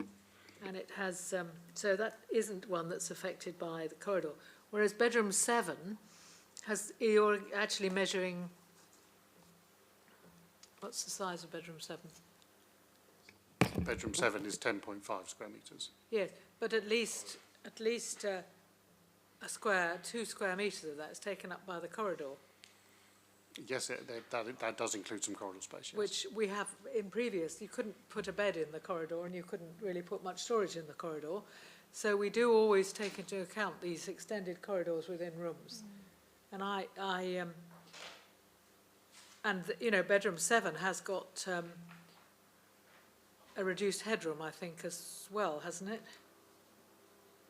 The dotted line. A small amount, that's accounted in that number, though. Yeah. Sorry? That is accounted for in that number. Yes, that but I mean, with that long corridor, I think it isn't. If I may assist the committee, so yes, the bedroom 7 does have an amount, and I don't have that measurement. I can ask the case officer to measure it. That is in a corridor space rather than in a open room space, which obviously has a reduced amenity advantage to that resident. I mean, we can give you numbers around that, but you can see that in the plan and make judgment yourself about the usability of that. I will ask the question, though, what relevance that has to your judgment of the materiality of the change of use. Highly relevant to the quality of the living environment, yes. But that is not a question for the materiality of a change of use. You can make a material change to a bad living environment or a material change to a good living environment. You know, it is whether the change you're doing is material. And I would suggest whether or not that room is 10 square metres will have no defensible position on an appeal as to the materiality of that change of use. Well, that was the reason we gave for refusing it, having decided it needed permission the time before. Indeed, and my recommendation is you do not do so again. It's still under consideration, so if we had already got a appeal decision, then clearly we'd be in a different position. If I may, to you, Chairman, as I open in this, and we've covered in the report, every appeal you've received that deals with this matter, you have lost. So I know that is a concern to members, but you know that one, when we get that appeal, my informed judgment, not just by professional opinion, but running the numbers, is that you will lose that appeal as well, because every time this matter has been looked at by the Planning Inspectorate, they have concluded that no material change of use has occurred. Yes, but we didn't. We refused it on the grounds that the two of the bedrooms were too small before, which is quite legitimate because our standards are our standards, and we have to live with them. And rightly, we should be looking at the interests of the residents. So I don't quite understand why this is different from... Without wanting to prolong this, the fundamental difference is you are not looking at a planning application, you're looking at a certificate of lawfulness. You're not looking at whether the environment is acceptable. And arguably you've already made that judgment, you don't believe it is. And I'm not suggesting one way or the other on that. I'm suggesting that no planning permission is required. You are. And consequently, that policy, that guidance, in fact, it's not policy, on living environment doesn't apply because it is not development, and that policy applies to the acceptability of development. That's the judgment. Your previous resolution had three components. Yes. One, whether planning permission was required. Two, whether the room sizes were acceptable. And three, impacts on the SBA. You concluded planning permission was required, the room sizes were unacceptable, and at that time SBA hadn't been managed. You're now having to look at just the one issue, which is a repetition of that first component, whether planning permission is required. Our recommendation to you is that planning permission is not required. You may well come, as you have done twice already in this meeting on other sites, to a different conclusion, and if so, you just need to articulate the reasoning for that, because it will be that specific reasoning and nothing else that will be the matter of an appeal, should the applicant choose to appeal and go to the Planning Inspectorate. Yes, with all respect, I understand that process, which is why we needed to verify the room sizes, because that the chief... Let's Kieran, can you help us out? To make some Right, I might try and approach this from a slightly different perspective. The status quo for this house is that it is a 7-bedroom house with 6 occupants. You need to articulate whether or not making that a 7-bedroom house with 7 residents is or is not a material change of use. That is all you need to focus on. You've had your officer's guidance, and you've decided this question in relation to others before. If you need further time for reflection on what your reasons are in either regard, then say so and ask to take that time. But, I mean, we're approaching the limit of the guidance that officers can really give here, aside from a really thorough report. It wasn't a 7-bedroom house before, it was a 6-bedroom house. And they wanted to apply to make bedroom 6 into 2 bedrooms. To assist, yes, but you don't need planning permission for putting a wall up. They didn't need to bother us at all in the planning world to just put a wall up in the middle of the room, because that is an internal alteration that doesn't require planning, it isn't development.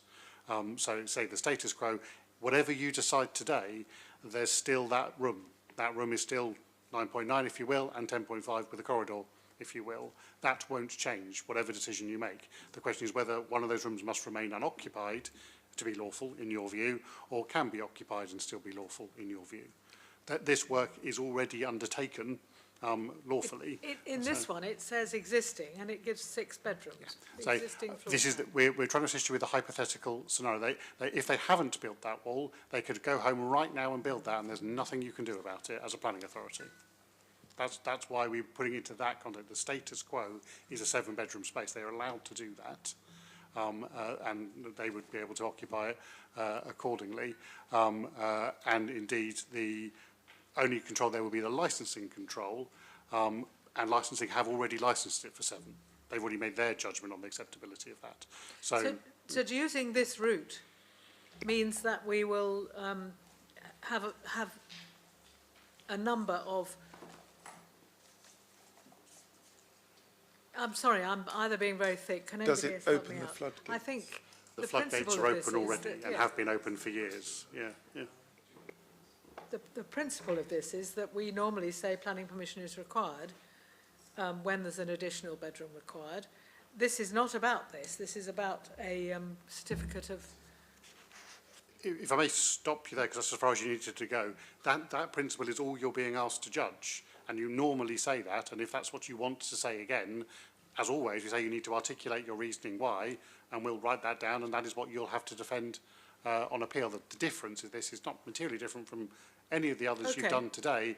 It's just it is the sole matter, and consequently the report has gone into that extra effort to explain all of those previous appeals that you've had over the last few years that have gone through that open floodgate and found that this doesn't require it. So if you want to get that, you just need to articulate why. Okay. So we're a team here. It's not just about me. I mean, I am moving towards saying this does need planning permission, and one of the reasons is the small size of the and configuration of the rooms, and the other is it'll have one additional person occupying will have a material effect on the amenity in the area, such as rubbish and other things. That's the reason we've always given. I'm happy to second that. If we have you got that sort of wording, Kieran? Sorry, Councillor Smythe, can you repeat that for me? This does require planning permission by reason of the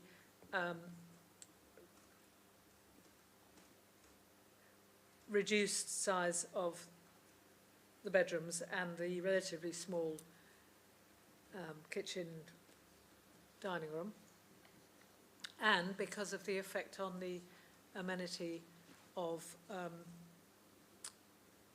the area, additional bins, rubbish, parking, I mean all the other things that we always put the effect. This particular area has got a lot of HMOs in it. Okay, right. We need to pick up where we left off, Karen. Chair, could I ask a professional judgment question, which is, or can someone explain to me the consequences of? So there is, this is at or going to an appeal as we speak. If that appeal is passed in favour of the applicant, so our reservation is not upheld, what happens then to this second case? Is there any link between the two, or are they two completely separate things? They are two completely separate things, but of course previous decisions can be, and indeed obviously would be, material consideration. So they are two separate judgments, and indeed the inspectorate has abrogated their responsibility to make judgments on this many times in the past by saying an application is before me, I do not need to make a judgment on the legality of the materiality of that change of use. The applicant in this case has pursued both paths so that the planning inspectorate can't dodge the bullet. They have to make a judgment on the materiality because the certificate of lawfulness turns solely on that matter. So there are two parallel Could issues. we and never defer touch. until the appeal result comes through? You're a planning committee. Your job is to determine planning applications with your judgment. Yeah. I mean, I think that would be something we could do. Having just had a very lengthy conversation about that. Just again, it has no relevance to the room size, but just to be clear, the case officer has confirmed that wall has been built. So that existing drawing might have been existing when the plans were submitted, but no, that wall does exist in dividing up that room into two rooms now. Yes, I understand that now. Thank you. It's misleading looking at this because it implies that it is one room. Well, I mean, Judith, we've introduced the idea of deferral as well to the conversation. Could I ask a question about that? Which is to understand the consequences of a deferral option. How long is it likely to be before a decision is made in the first one, in the professional best estimate? The planning inspector has an extraordinary backlog. I honestly couldn't give you. I've known applications one actually just down the road from here took well over a year to come through. So it's referenced in this report, in fact. We didn't win it. So yeah, it can take, 12, I think it was 14 months from the top of my head.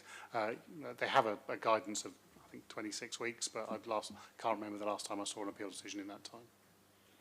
And a second professional judgment question, advice.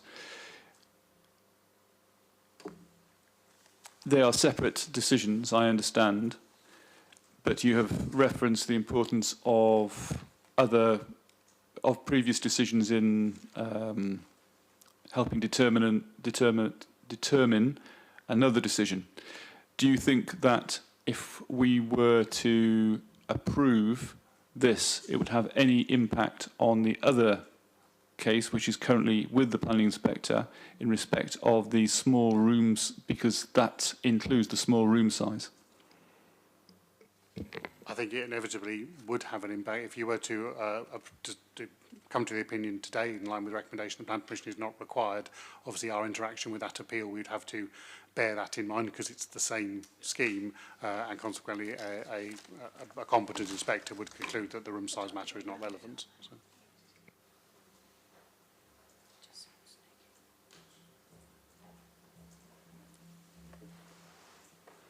I don't know.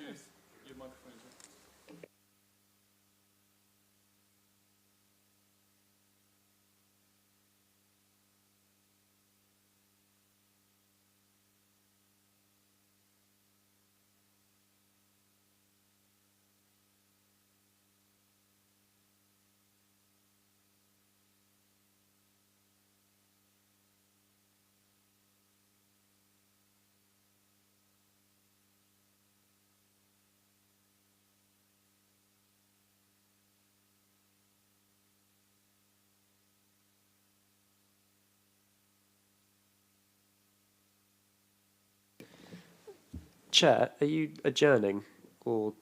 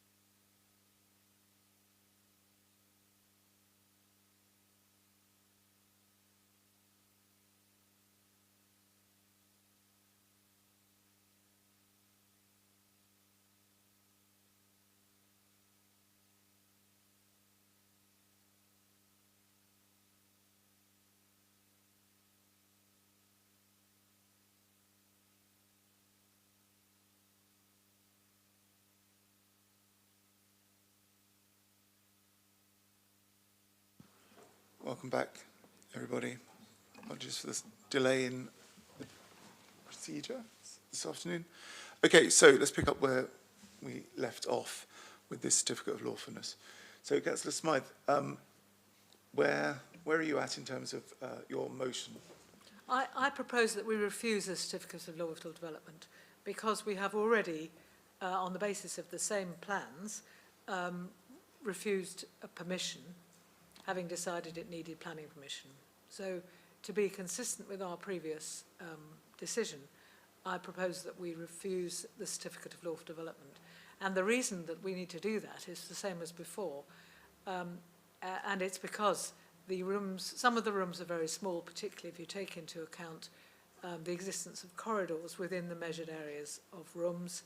The kitchen diner, although if all the rooms were clearly over 10 metres squared, it would be compliant, is not clear because we haven't been provided with the detailed room size, and there appears to be some difference of opinion about room sizes.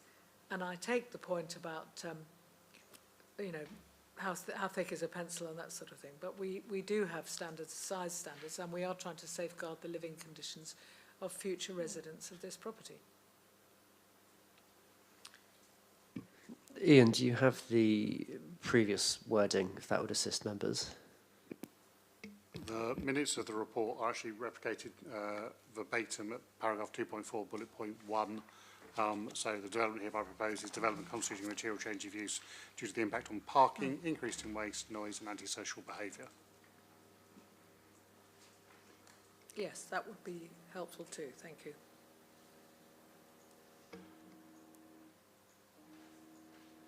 And if required, we could perhaps add, and the committee have received no additional new information to change their opinion. So we made a ruling, and that ruling is going through the system. Can I add that? Second. Okay. Kieran, have you got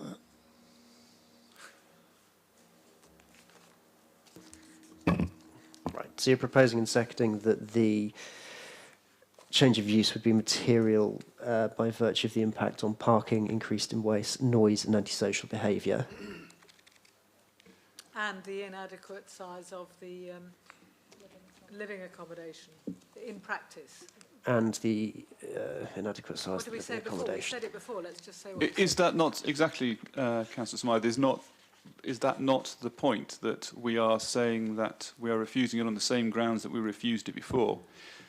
Should it be the case that on appeal that objection is overridden, then we are overridden and we would have to withdraw our subsequent separate objection.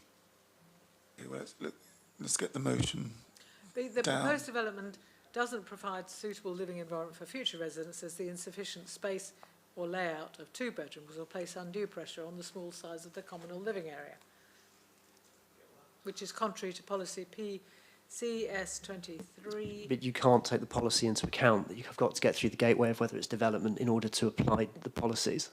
That's the issue here. Yes, it is. But which is why we think it needs. But you're not then trying to assess the merits of it. That's a planning application. This is a certificate of lawfulness. That's the issue. So our advice would be to drop the reference to the living side, the size of the rooms. Yeah. So We've got the other reasons, haven't we? Yes, you Yeah, have. okay. So that's 2.4 bullet 1. That's fine. Thank you very much for being so clear. So we are agreed on a set of wording for this motion that Councillor Smythe is proposing. I think Councillor Vallely is indicating she is seconding. We have made progress, I think. Okay, well that's the motion in front of us to refuse on those grounds. Members, please indicate if you're supporting Councillor Smythe and Valley's motion.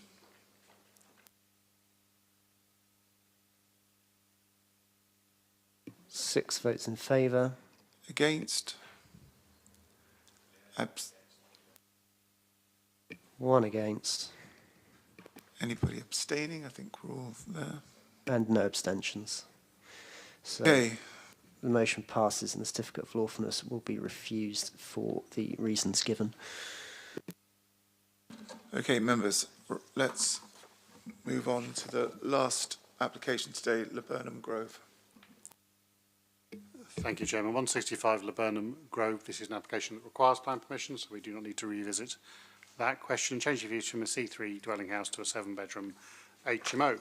There is the property.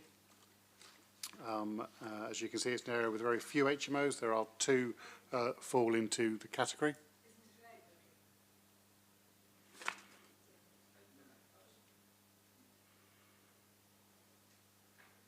We have 2 different titles on here. Apologies. Let me just go to the plans. So 7 or 8? 7. 7. It is a 7-bed HMO. Apologies, I can't say why the hyperlink that's listed there. Sorry, it's the wrong hyperlink. Apologies. So, members, on your drawing, you see the application reference for this is 23015999/full. 165 Laburnum Grove, change of use from C3 to 7-bed. The hyperlink that's been incorrectly included within the drawing is 23100093. See a different application altogether, so please ignore that hyperlink. It is an application, as I say, 01599, change of use to 7-bed HMO. As I say, not many HMOs in the area. This would bring the third one, bringing it up to around 5% mix, so well within your 10% category. The development, the building would be, as you would expect, altered with some dormer window provision. I don't think there's a ground floor extension needed for this one to provide the 7 bedrooms that would meet our needs, and the rooms are all oversized, and again, sometimes generously so, and detailed in paragraph 5.7 of the report. I'll leave you with that if you need it. Happy to answer any questions. The SMAT is the updated SMAT line, of course. Councillor Benedict Swan's written submission has been appended to that, and also draw your attention to a correction to the plans regarding labelling of rooms that was covered in the SMAT. Consequently, with Councillor Swan no longer in attendance, the agent is our only deputy.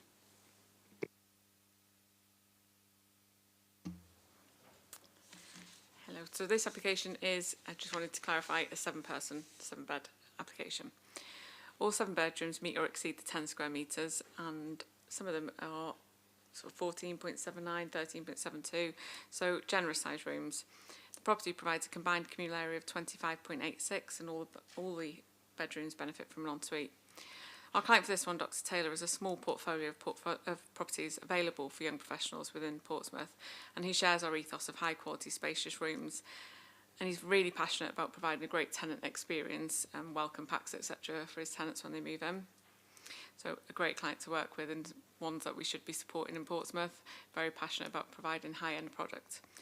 This application is fully compliant with policy PCS 17, PCS 20 and PCS 23 of the local plan, and also complies with the Houses and Multiple Occupation Supplementary Planning document, and I hope you recommend for approval today. Thank you.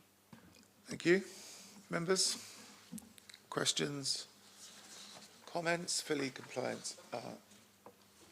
Councillor Ashmore. Oh, what was you going to? Just a question on it. I was about to say, I'm looking at one of the, what do you call them, deputations, and it's talking about, you know, the going to a 5% threshold for HMOs. But I'm looking at the map, and it's like, even if this was improved, it would be less than 5%. So it's not. Am I reading the wrong deputation, or? Okay, no, I just wondered, that was all. It was confusing me. So it falls well below the threshold and even below the 5%. No, that's okay. Thank you. Yeah, no, absolutely. It's fully compliant in terms of mixed and balanced communities. Councillor Smythe. This is a comment. It is fully compliant, and I move that we approve conditionally and go with the officer's recommendation on this application. Thank you. Councillor Dent. Yeah, I know it doesn't apply to planning, but I know at least 3 cases where sewage has been pouring into the street, it's been overflowing. and if we carry on doing this, then it's just going to go wrong again. Thank you. As you know, we have to consider the application before us. Okay, Councillor Smythe, seconded. Councillor Vallely. Members, is there anything else? Okay, those in favour, moving the officer's recommendations. 6 votes in favour. Against? 1 against. Abstention? No abstention. The motion passes in accordance, and planning permission is granted in accordance with the officer's recommendation. Thank you, Kieran. Thank you, members. Thank you for your attendance and contributions today. I'll see you in 3 weeks' time.